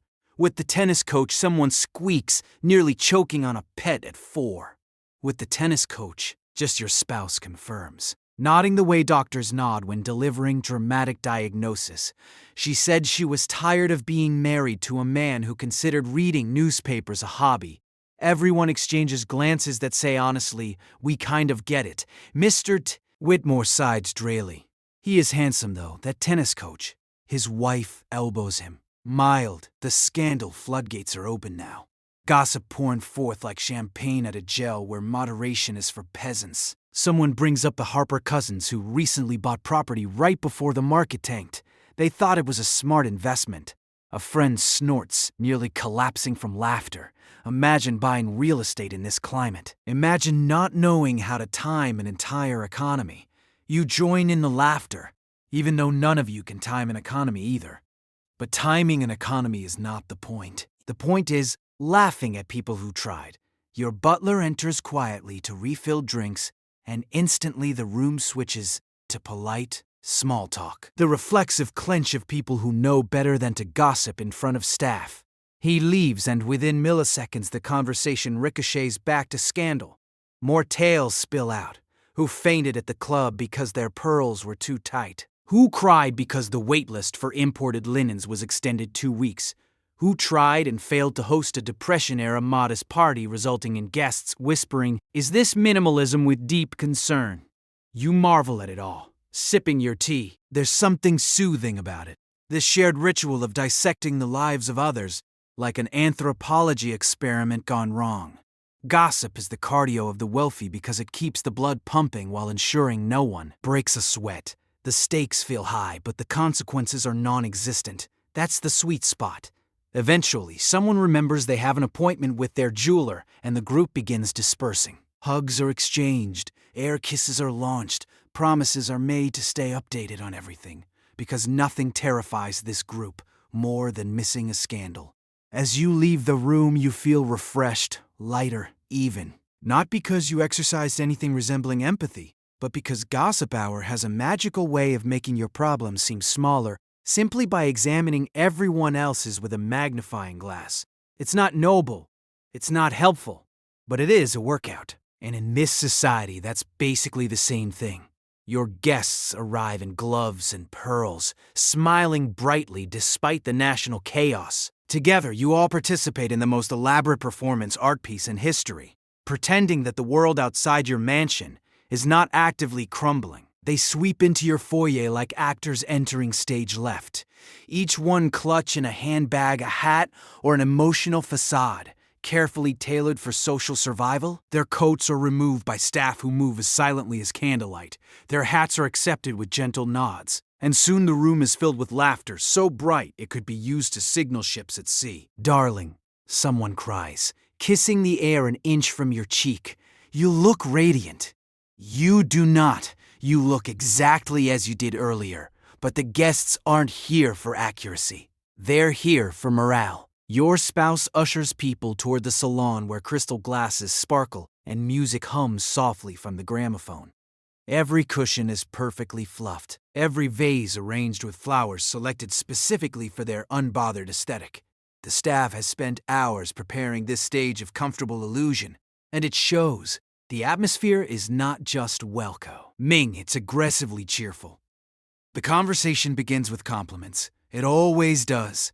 Guests marvel over your decor, your rugs, your lighting, your ability to keep everything intact, while the world beyond your estate resembles a broken jigsaw puzzle. Someone admires your new chandelier, unaware it was purchased in a moment of impulse and emotional chaos after a stock market dip. Slowly, the talk shifts to more serious matters, but only the kind of serious that doesn't disturb anyone's nervous system. "Did you hear the Harringtons are postponing their trip to Paris? Oh, how dreadful. Flights are simply too unreliable right now." The room murmurs as though discussing a national tragedy. No one mentions unemployment. No one mentions hunger. No one mentions the banks closing in half the cities across the nation. The closest anyone gets to reality is Mrs. Pembroke, who lowers her voice dramatically and confesses, "I heard we may have to reduce our garden staff just slightly temporarily." Everyone gasps, clutching pearls, clutching elbows, clutching invisible sources of emotional comfort. Your butler appears with a tray of hors d'oeuvres, delicate little things topped with ingredients no one can pronounce and shapes like edible optimism. Guests pluck them gracefully, pretending not to notice that eating smoked salmon in 1931 could be classified as a social misdemeanor. Someone offers to lead a toast to resilience, he says solemnly, raising his glass, and to remembering that beauty and grace endure.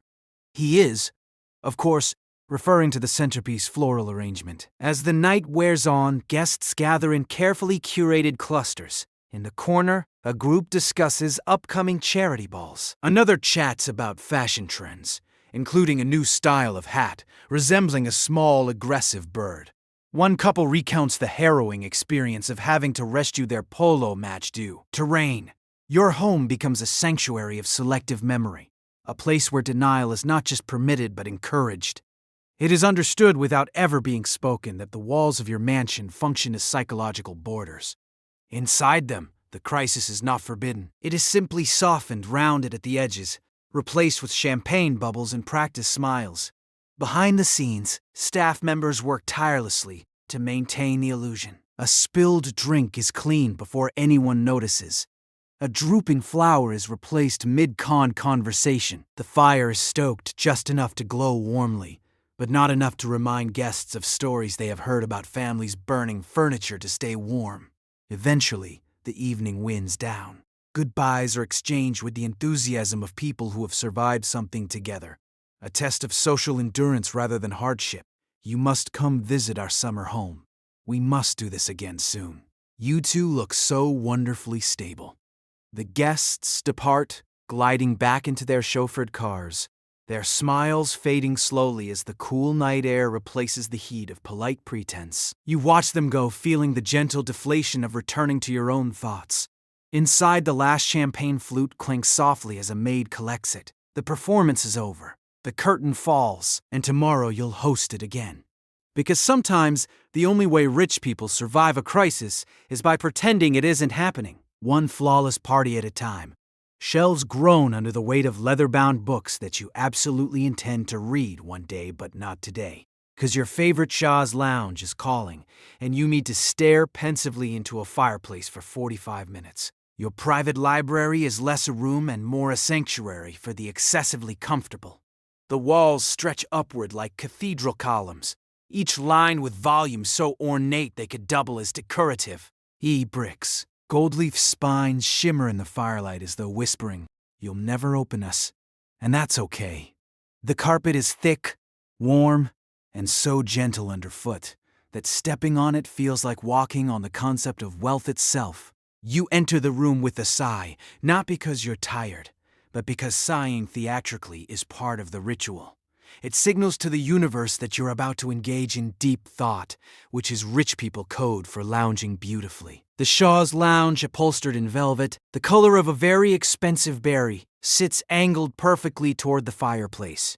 Its curves practically purr when you approach. You settle onto it with the slow grandeur of someone who's never rushed to sit anywhere in their life. Your body sinks into the plush cushions which cradle you like supportive clouds that charge rent. You stare into the flickering fire, feeling philosophical, though not enough to actually verbalize any philosophy. Behind you, the books wait. Hundreds of them, maybe thousands. Some are first editions, some are rare manuscripts. Some are classics you pretend to have read at dinner parties. Dickens, Austen, Shakespeare, obscure French poets you discovered through gossip. They line the shelves in perfect alphabetical order because your librarian, yes, you have a private librarian, is committed to preserving the illusion that reading may occur at any moment. You reach for a book. Slowly, thoughtfully, you open it to the first page, inhaling the faint smell of old paper and smug accomplishment. Then you close it again. That was enough reading for today. Instead, you let your gaze drift toward the tall windows. Outside, the world is dim and cold. Its streets filled with people who are working, struggling, hoping. Inside, your main concern is whether the fire needs one more log to achieve the perfect aesthetic glow. You decide yes, absolute. Eli, yes, and a nearby houseboy swoops in silently to adjust the flames without you needing to say a word. The warmth settles around you like a heavy blanket of denial. The crackling fire creates a gentle soundtrack of crackles and pops, punctuated only by the soft turning of pages as your spouse sitting nearby flips through a book they have no intention of finishing either. You both exist in perfect synchronized distraction. Occasionally you consider engaging with the contents of your library. Maybe you should learn more about philosophy. Maybe you could study the economy. Maybe you could read one of those self-improvement books wealthy people keep recommending to each other without having read them. But then you remember thinking is exhausting. So you pick up a different book, something thick and impressive looking, and rest it on your lap. Not open, just present. A literary prop, a symbol of intellectual ambition without the burden of intellectual follow-through. The minutes slip by peacefully. The fire dances. A clock ticks softly. So the crisis feels warmer, and more so, the crisis feels warmer, and more manageable. Your mind drifts not toward the economy, not toward world events, but toward something far more pressing. Whether the Shah's Lounge would be even more comfortable with a second pillow. You decide yes. The pillow arrives instantly. This is the true magic of your private library. It is not a place for learning, but for existing beautifully, for performing thought rather than thinking, for surrounding yourself with knowledge without the inconvenient need to absorb it. You take another slow breath, sink deeper into the velvet and whisper to the fire. Maybe I'll read tomorrow. You won't. But the books don't mind. They're part of the performance. He arrives with charts, numbers, and the emotional stability of a man who's seen too many metaphors involving sinking ships. He explains your investments, and you nod like you understand, even though you absolutely do not. He sets his leather briefcase on the table with the solemnity of someone placing a wreath at a memorial. It clicks open, revealing a stack of paper so thick it could double as insulation. You brace yourself. Nothing good has ever come from a stack that size, especially during the Great Depression. Your advisor clears his throat, that gentle, weary sound financial men make when preparing to tell you things they wish they could forget. His glasses slide down his nose in a way that suggests gravity itself has lost confidence. He carefully unveils a series of charts, each one filled with jagged lines careening downward as though competing to reach the bottom first. He taps the first chart with his pen. This line, he says, represents your portfolio. You peer at it, nodding thoughtfully as though your brain isn't screaming. Why does it look like a tragic roller coaster? You mumble something like, yes, diversification. Even though you only barely understand the word diversify in the context of choosing breakfast pastries, your advisor continues, flipping papers, pointing at trends, explaining how certain investments have shifted, corrected, or plummeted into financial despair. Each term washes over you like lukewarm bathwater. You nod again, maintaining the expression of someone pretending not to be terrified. He slides a new chart forward. This represents your liquid assets. You stare at the paper. The line does not so much go down as swan dive into the abyss, but he smiles. That tight professional smile of a man who has repeatedly rehearsed calming the wealthy. We're still in a good position, he assures you, compared to, many others. You don't ask who the others are. You don't want names. You don't want reality. Reality is for people who don't have a financie. Advisors standing in their library explaining the difference between a recession, a depression, and oh dear God. He shuffles more papers. We may need to adjust spending slightly. He continues gently. Perhaps fewer large purchases for a while. You blink. Fewer purchases. You hear words like liquidity tightening, market contraction, and temporary instability.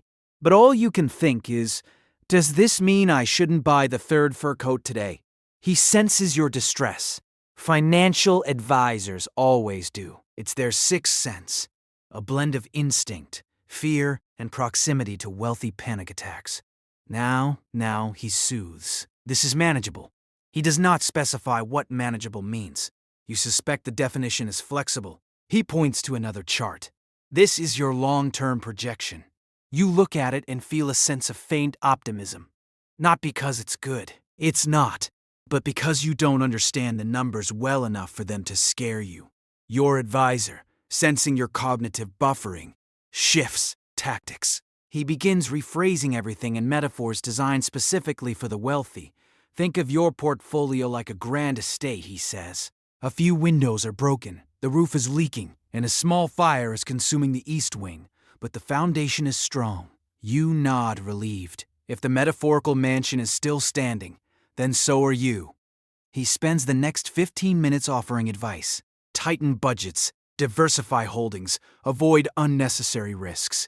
You agree to everything without actually listening. All you know is that his calm voice is the only barrier between you and complete financial chaos. At last, he closes the briefcase, a sign the emotional roller coaster is over. I'll check in again next week, he says. You exhale. He adjusts his tie, gathers his papers, and walks toward the door with the slow dignity of a man who's just carried someone else's anxiety for an hour. When he leaves, the room feels quieter, safer, more stable. Not because your finances are actually fine. They're not. But because the man you pay to hide your panic has convincingly pretended everything will work out. You sink back into your chair, sipping tea you don't remember pouring, and whisper to yourself, I totally understood all of that. You did not. But good financial advisors don't just manage money. They manage delusion. You attend performances where the orchestra is crisp, the dance is sparkly, and the ticket price is borderline unethical. Meanwhile, most Americans gather around radios listening to Roosevelt try to convince them hope still exists. Your evening begins with a chauffeured ride to the theater district, a glittering ecosystem powered entirely by sequins, ego, and ticket sales that could pay someone's rent for 6 consecutive months. Street lamps cast golden halos onto crowded sidewalks as ordinary people bustle past, clutching shopping bags, newspapers, and realistically sized dreams. You glide through them like a swan among ducklings, heading toward a marquee glowing so brightly it looks like an electrical protest against the Great Depression. Inside the lobby, everything shines. Marble floors, polished to a reflective gleam. Velvet ropes guiding guests into lines they will politely ignore. Ushers in tiny bow ties distribute programs with smiles, so practiced they could double as advertisements for dentistry. You hand them your ticket, a delicate slip of paper embossed with decorative flourishes, and they treat it like a national treasure. Your seat is plush, deep, and indescribably comfortable. It hugs you with the warmth of financial insulation. The lights dim. A hush falls over the crowd. The orchestra lifts their instruments, polished brass, taut strings, reeds that have known better days. And the first notes burst forth like a caffeinated sunray. Seb. The dancers appear next, gliding and kicking with tireless precision. Feathers shimmer. For a few hours, the world feels magical. Buoyant, a technicolor dream untouched by soup lines and shuttered factories. But beyond these theater walls, real life hums differently. Families sit gathered around radio sets so old they look like relics pulled from the wreckage of hope. They tune in not to orchestras, but to calm, steady voices, reading news updates and presidential addresses. Roosevelt speaks with the soothing gravity of someone trying to comfort an entire nation having a collective anxiety attack. His words drift through living rooms, offering reassurance, guidance, and the faintest suggestion that everything might someday not be terrible. Back in the theater, the show barrels forward with a kind of ferocious optimism. The chorus line kicks higher. The jokes land harder. The costumes grow flashier and more improbable with every passing minute. You laugh when the audience laughs. Applaud when they applaud. Lean forward during emotional solos that have the depth of a teaspoon, but the drama of a hurricane. During intermission, everyone discusses the performance with breathless enthusiasm. Oh, the lighting. Oh, the choreography. Oh, the lead actor's cheekbones. Someone mutters something about the cost of tickets. Someone else nods gravely, agreeing that yes, the price is obscene, but art requires sacrifice, especially from people who can afford it. You nibble on an intermission truffle so rich it might legally qualify as currency. Then Act 2 begins. The orchestra surges again. The dancers reappear with fresh energy, sparkles reflecting off their costumes like disco ball shrapnel. A romantic subplot unfolds. Unnecessary, improbable, but deeply comforting. The villain arrives hissable and dramatic. The story resolves neatly, happily, unrealistically. The final number erupts into a glittering crescendo so intense you briefly forget the entire nation is conducting its own offstage tragedy. The curtain falls, the applause roars, flowers fly onto the stage, performers bow with practiced humility. You rise from your seat, basking in the glow of theatrical escapism, like someone who has spent the evening charging their soul in a very expensive emotional outlet. Outside, the night air is cooler. Streetlights flicker. Somewhere in the distance, a radio crackles with the voice of the president offering hope at a discount. For you, entertainment is a luxury. For most, it's a broadcast fading gently through static. But both Broadway glitter and radio comfort serve the same purpose, helping people forget for a little while that the world is wobbling. And tonight you've forgotten, beautifully. As night falls, you settle into bedding so plush it practically hugs you. Yet your mind wanders because even the rich can't escape the gnawing dread of what if this all disappears tomorrow. But also, you remember you own 4 houses, so probably fine. Your bedroom expands around you like its own private universe. The walls are painted a soothing shade of the wealth, a muted color that whispers, you're safe for now. Velvet drapes cascade from ceiling to floor. heavy enough to block out not only light, but also any incoming sense of responsibility. A faint lavender aroma drifts through the air thanks to a maid who spritzed the pillows earlier, using a bottle of perfume so expensive it probably has diplomatic immunity. Your bed is enormous, a floating continent of mattress pillows and downy excess. You sink into it, feeling the sheets wrap around you like the kind of supportive hug you've never received from your financial advisor. Their Egyptian cotton thread counts somewhere between mythical and illegal. They lied against your skin with a promise. Tonight's sleep will arrive easily. It will not, because despite the featherbed, the perfect room temperature, and the faint crackle of the fireplace, your brain begins its nightly hobby. Anxiety jazz. What if my stocks plunge tomorrow? What if the family reputation falters? What if someone finds out I don't actually understand what liquid assets means? You stare at the ceiling, ornate, hand-painted, a masterpiece you've never truly looked at until right now.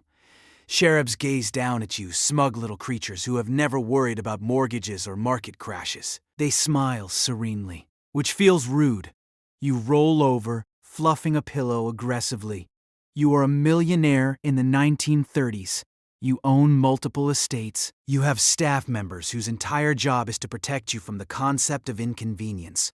And yet, as you lie there in an allergic amount of comfort, your thoughts were like a broken photograph. The irony is almost poetic. The poorer half of America can't sleep because they're hungry. The wealthy half can't sleep because they're haunted by the idea of becoming the poorer half. Your brain cycles through scenarios. What if the banks collapse again? What if the government changes policies? What if the polo ponies get sick and the social season dissolves into chaos? Truly devastating possibilities. You sigh deeply.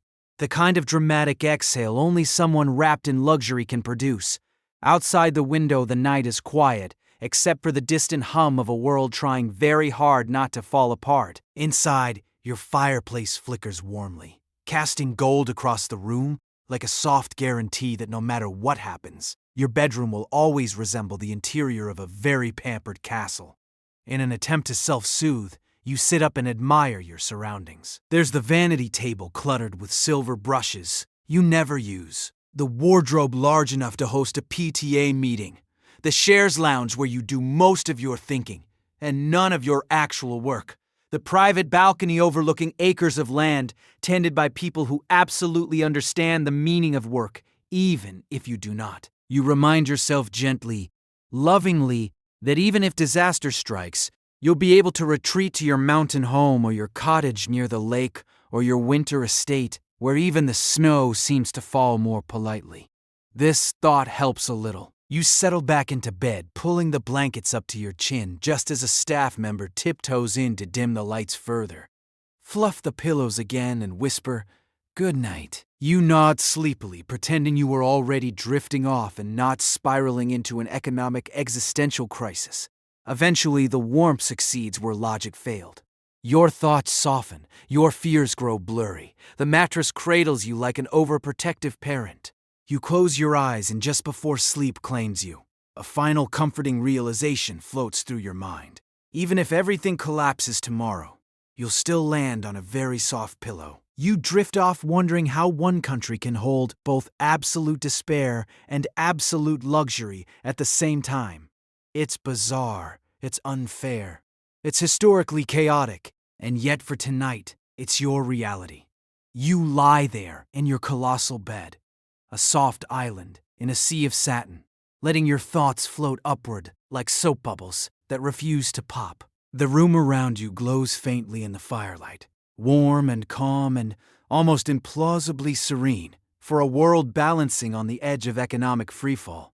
Your pillows sigh beneath your head as though relieved you finally stopped fluffing them. The blankets tuck around you with the gentle enveloping confidence of fabric that has never known hardship. Outside your window, the night stretches across the city like a dark quilt stitched together from silence and distant street lamps. Somewhere out there, a family sits around a small radio clinging to Roosevelt's voice like it's the last rope on a sinking ship. Somewhere else, somewhere is pacing, wondering where their next meal will come from. A mother is counting coins. A factory worker is praying for tomorrow. A farmer is watching crops refuse to grow in dust. But here, in your bedroom of curated perfection, the world's suffering feels strangely abstractly you've heard but never actually lived. Your mind wanders, not with urgency, but with the slow, drifting curiosity of someone who knows the butler will handle anything stressful before it reaches your awareness. How is it possible, you think, that one country can hold skyscrapers and breadlines at the same time? How can desperation and decadence coexist so naturally? Like mismatched roommates who have learned to tolerate each other. You roll slightly, adjusting your blanket. It feels like adjusting the entire moral weight of the universe. Just a touch, just enough to get comfortable. Your thoughts deepen. You consider your day. The polo, the 12-course breakfast, the diamond-level charity hypocrisy, the gossip that felt like cardio.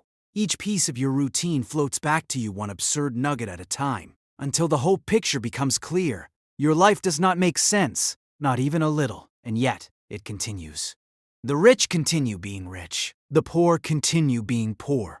The country continues wobbling like a chair, with one leg shorter than the others. History has seen stranger things. Empires rising and collapsing. Fortunes created and evaporated. Families thriving and families starving within the same city block.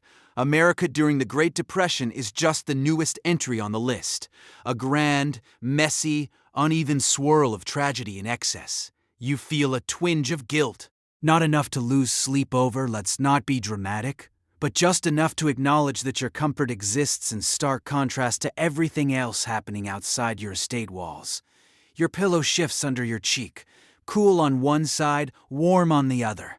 You close your eyes fully now, your breathing softening into a slow, steady rhythm. A rhythm that says, yes, this world is chaotic. Yes, it is unfair. Yes, everything feels like it's being held together with stubbornness and wishful thinking. But your exhaustion is stronger than your existential crisis. As the last flickers of consciousness fade, you imagine America as a teetering seesaw. People on one side gripping the wood for stability, people on the other reclining comfortably on embroidered cushions, and somehow, unbelievably, both sides remain on the same plank. Maine, your thoughts dissolve a little more, your jaw relaxes, your limbs grow heavier. You think vaguely. Someone really should fix all of this, but not tonight. Tonight's sleep arrives with gentle, undeniable gravity. You sink into your mattress, disappearing into layers of comfort, privilege, and the soft ignorance of dreams. Outside, the world still makes no sense. Inside, your blankets pull you into quiet surrender. And finally, somewhere between absurdity and truth, luxury and loss, comfort and chaos, you drift off, floating through a world that defies logic, softened by pillows that absolutely do not. Your stylist arrives carrying enough combs, pins, and hairspray to withstand an earthquake. As the nation's economy collapses outside, they fuss over a single strand slightly out of place, whispering reassuring things like, "Don't worry, darling. No one will notice." You nod solemnly, as if this minor hair displacement carries the same weight as the national unemployment rate.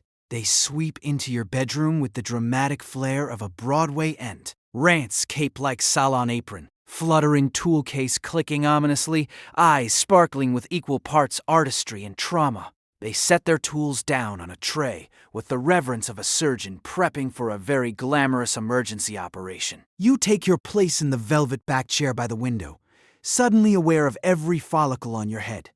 Your stylist circles you slowly, thoughtfully, like a panther stalking its prey. Only instead of claws, they wield a boar bristle brush and a lifetime of unspoken judgment. They sigh softly, the sigh of burdened with the responsibility of making a Depression-era millionaire look presentable under emotional conditions as fragile as the national banking system.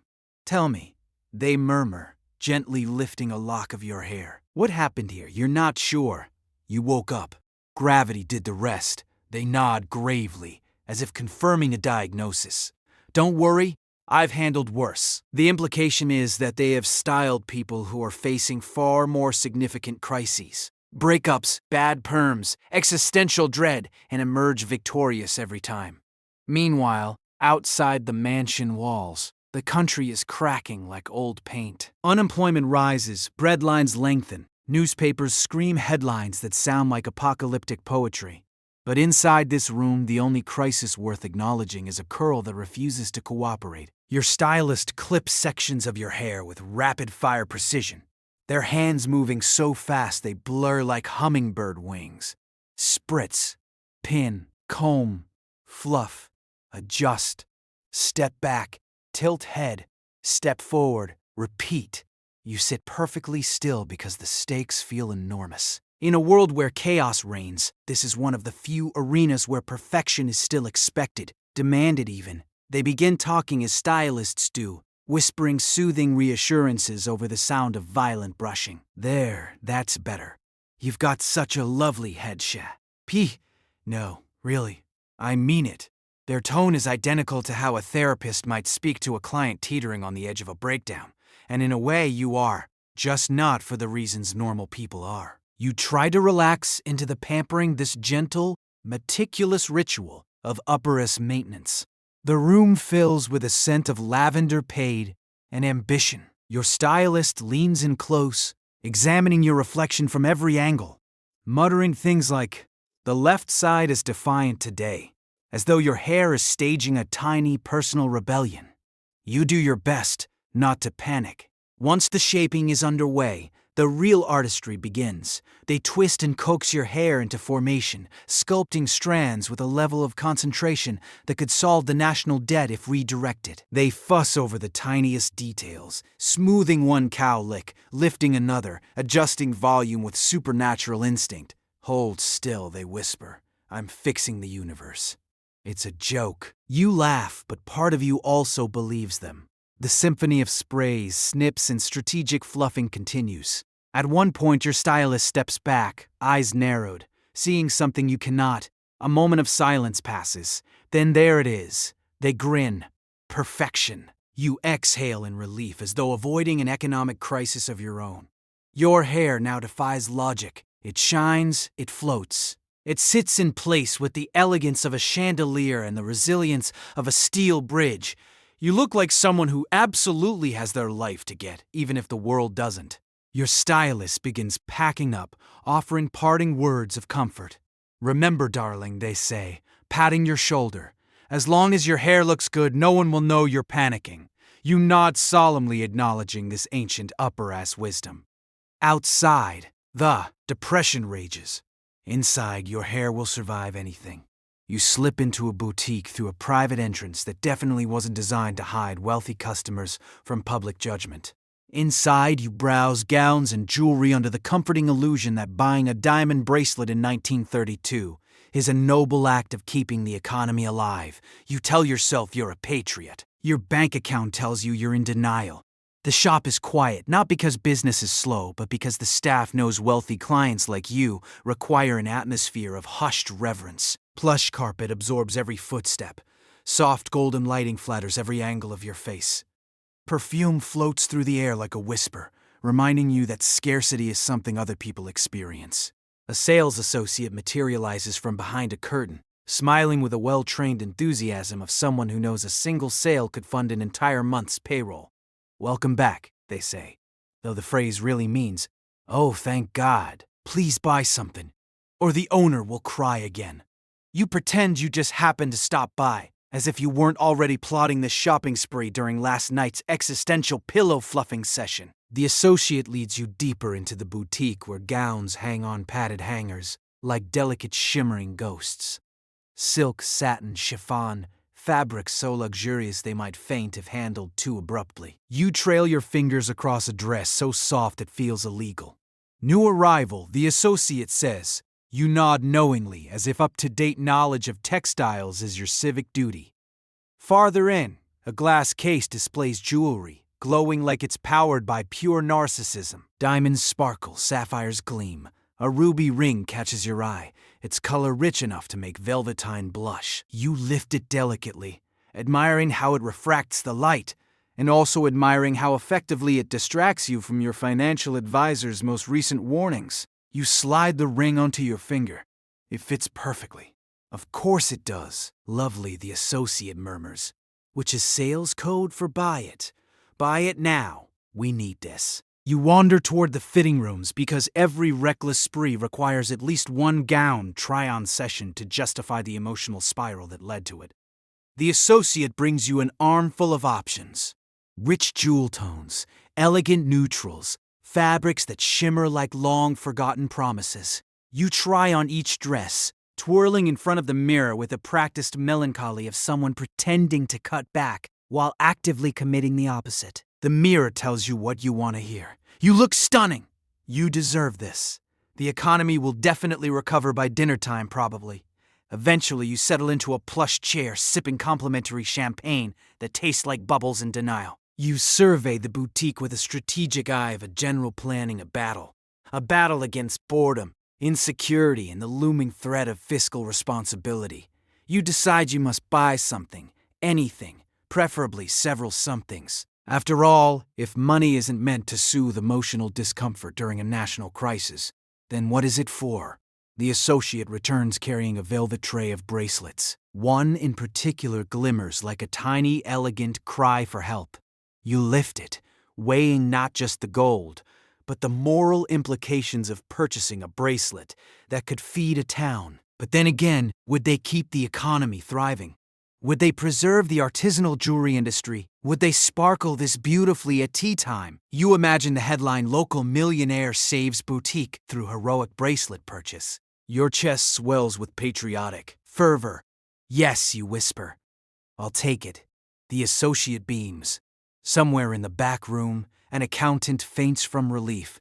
You leave through the same private entrance, slipping it to the night like a glamorous outlaw, clutching your carefully wrapped spoils. For a moment, the crisp air hits your face, reminding you that the outside world is still very much broken. But your bracelet glints reassuringly beneath the street lamp.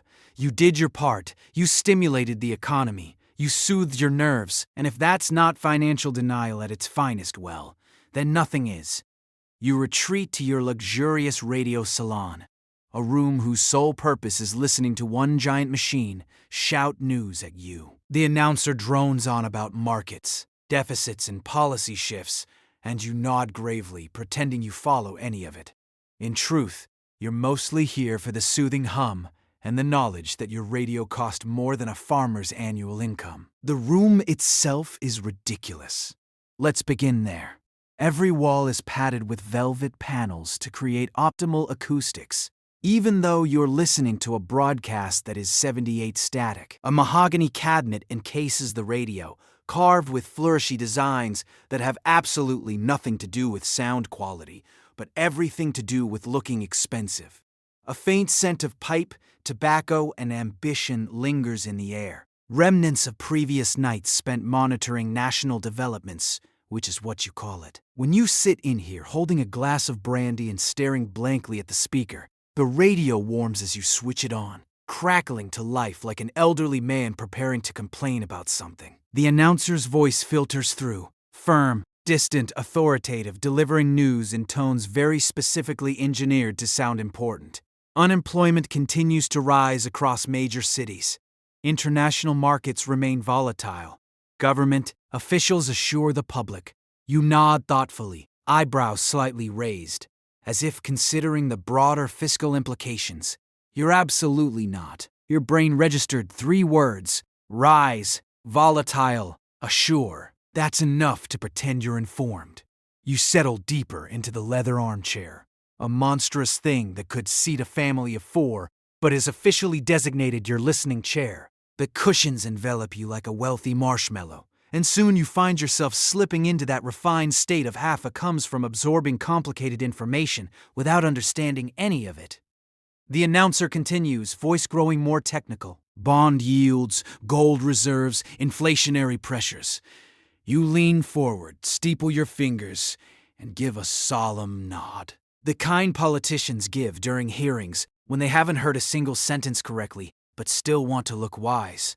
Every so often you murmur something like, "H troubling," or "We'll see how that plays out," just in case someone were to walk in, and mistakenly assume you were merely sitting, not actively analyzing global conditions. A servant quietly enters to refresh your drink, glancing at the radio with a mixture of admiration and confusion. They know the truth that you rely on this machine not for enlightenment but for the comforting illusion that you're staying ahead of a crisis that would bowl you over instantly if exposed to even a second of real scrutiny. The broadcast transitions briefly to music, a cheerful jazz interlude that feels aggressively inappropriate given the national mood before snapping back into grim updates. You sigh, switching your expression to the face you use at charity events. Empathetic, invested, slightly pained. You keep it on standby for moments like this. Federal relief efforts spread thin banks, struggling to stabilize families losing homes. Your heart twinges a little, but your mind drifts again, wandering towards simpler thoughts. What will you wear tomorrow? Should you add another pillow to the chaise in the library? Is it possible, just possible, that your polo form is improving? Still, you remain seated upright, disciplined, a portrait of faux responsibility. Eventually, the broadcast shifts to Roosevelt's latest address, his voice rolling through the room like warm molasses. Steady, calm, designed to soothe the nation in free fall. You close your eyes and let his cadence wash over you. You haven't understood a single policy detail, but the tone alone makes you feel vaguely patriotic. And that's the magic of your private radio room. You enter unsure, overwhelmed, lost, and emerge feeling like you just attended a high economic briefing, even though you will retain absolutely nothing.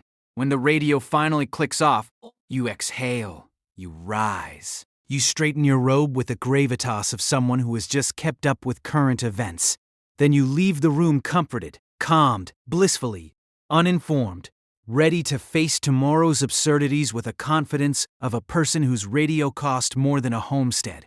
You stroll past paintings worth more than entire neighborhoods, each framed in gold so shiny it could blind an unsuspecting maid. Guests ask deep questions like, what does it symbolize? And you respond with confident phrases like, it captures the essence of humanity, even though you secretly chose it because the colors matched your drapes. Your gallery hall is absurd.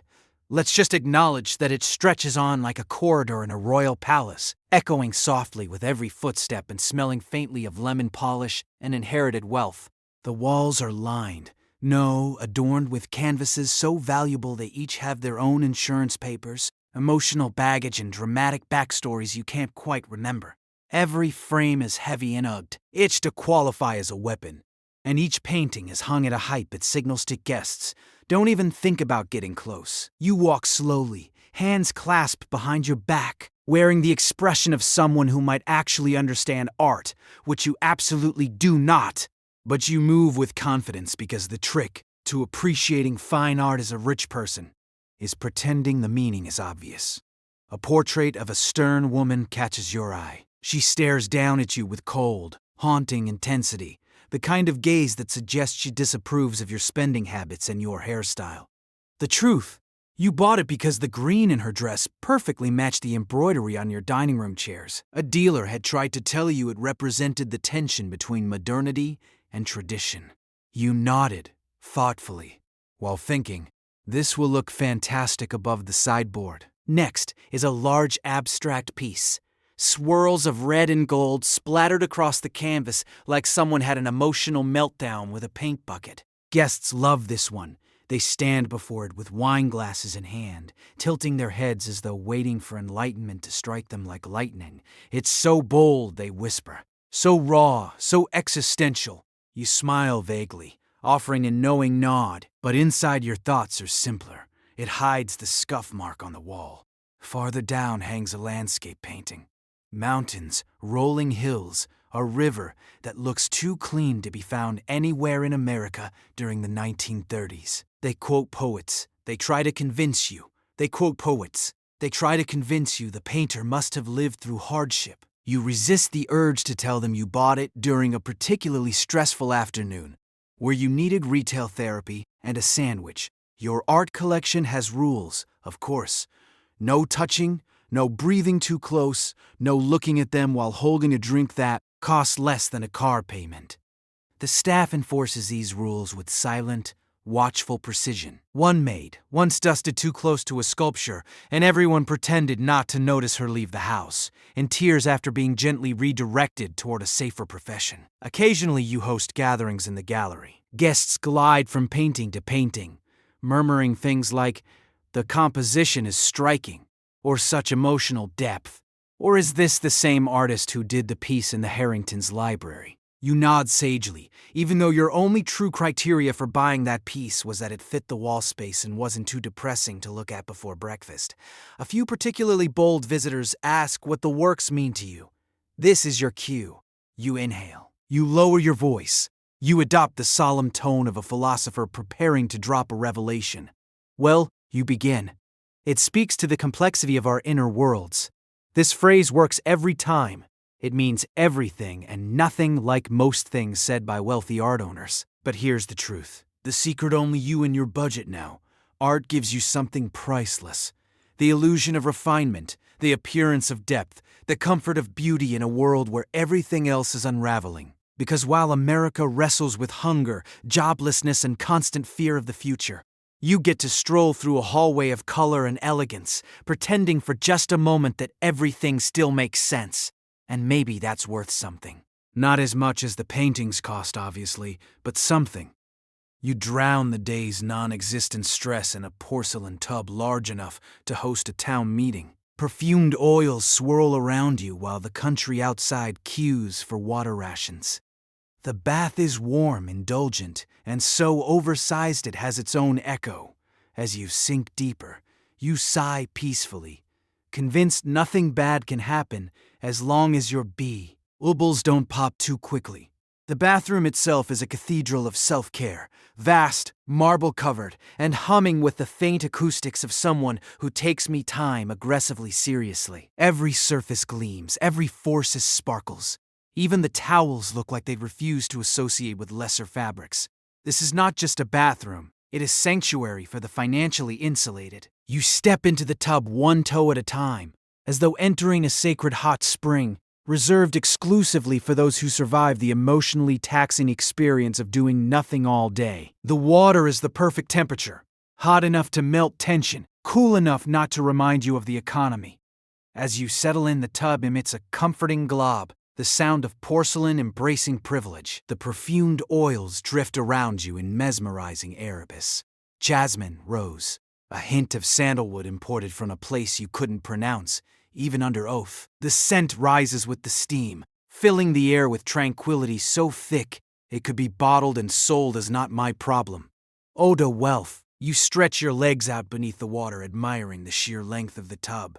Truly, a bath of such magnitude is a tribute to architectural confidence. You could host a full debate club in here.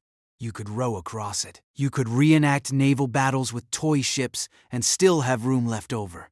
But tonight, you simply float. The bubbles rise gently around your shoulders, popping with soft whispers, each one sounding like a tiny affirmation that life in this moment is absurdly comfortable. Outside, people stand in lines for hours to collect buckets of water. Inside, you have so much water that half of it is splashing decoratively onto the marble floor because you shifted slightly. As you tilt your head back, the room's acoustics amplify your exhale into something almost operatic. Even your breathing has become dramat. Ice in here. Your reflection ripples across the water, turning you into a glamorous, slightly distorted figure. A Depression-era demigod of leisure. Nearby, a silver tray holds everything necessary for maximum relaxation. A crystal glass of something infused, a small plate of sugared almonds, and a sponge so soft it feels illegal. You take a slow sip from the glass, letting the warmth bloom through your chest. The beverage pairs beautifully with your overwhelming detachment from national hardship. Your thoughts drift lazily through your mind like luxurious water lily petals. What will you wear to tomorrow's luncheon? Should you switch polo ponies? Did your chef recover emotionally from lunch? Not once does your mind stray toward the world beyond your bathroom door. That door carved from mahogany and optimism acts like a barrier between you and the distress outside. You reach for a bar of soap carved into the shape of a reclining cherub. The soap cost more than a pair of shoes for the average family, but it lathers beautifully, rich, creamy, indulgent. You glide it over your skin, enjoying the theatricality of it all. It's not hygiene. It's performance art. After a while, the steam makes the room feel dreamlike, softening the edges of everything. Your muscles loosen, your eyelids droop. The bubbles cling to you like tiny devoted attendants. Even your worries, such as they are, dissolve into the water like sugar in tea. You sink a little deeper until the warm water hugs you like a complacent cloud. A satisfied sigh escapes your lips, long, slow, decadent. For a few fleeting minutes, you forget the absurd contrast between your bath and the world outside. You forget the banks, the breadlines, the national news. There is only warmth, only bubbles, only the luxurious hum of being completely blissfully untethered from reality. And as the final bubbles tickle your shoulders, think, if the world must collapse, let it wait until after my bath. As we wind down tonight, just take a slow breath and let the world of depression-era luxury fade into the soft hum of your room. You've spent an entire day living as one of the Great Depression's strangely insulated elite, drifting from silk sheets to 12-course breakfasts, from polo fields to echoing marble baths, all while the rest of the country grit their teeth and hope tomorrow would hurt a little less. It's a strange place to end up, isn't it? Watching history from the balcony of a mansion, seeing the same storm everyone else is weathering, but somehow never getting wet. Yet even there, behind velvet curtains and chandeliers that cost more than a farm, you could feel the fragility humming under everything. Because no matter how many servants fluffed your pillows, or how many courses dinner had, the world outside still crept into your dreams. That's the funny thing about humans. Whether we're broke, wealthy, or somewhere in between, we're all just people trying to make sense of chaos we didn't choose. And tonight, as you tuck into your clean, warm bed, a bed without silk, perhaps, but also without the guilt of accidentally owning a bathtub the size of Nebraska, maybe let yourself appreciate the quiet comforts around you. Running water, a thermostat that isn't a bonfire, walls that don't echo like museum halls, a life where groceries don't require a stockbroker. Because history, even at its most unfair, reminds us of two things. People are endlessly resilient and endlessly ridiculous. Families in the 1930s found ways to laugh, to adapt, to hold each other together through storms that felt impossible. And even the wealthy, for all their sparkling excess, were still human underneath the gold, scared, hopeful, stubborn, and trying to keep their little world from slipping away. So as you rise tonight, let the weight of the day fall off your shoulders. Let the noise settle. Let the absurdity soften into something gentle. You're warm, safe, and here, far away from marble bathtubs, collapsing markets, and the exhausting responsibility of owning too many monogram napkins. Rest easy. You've survived another journey through the strange, hilarious miracle of history, and tomorrow will be kinder. Good night.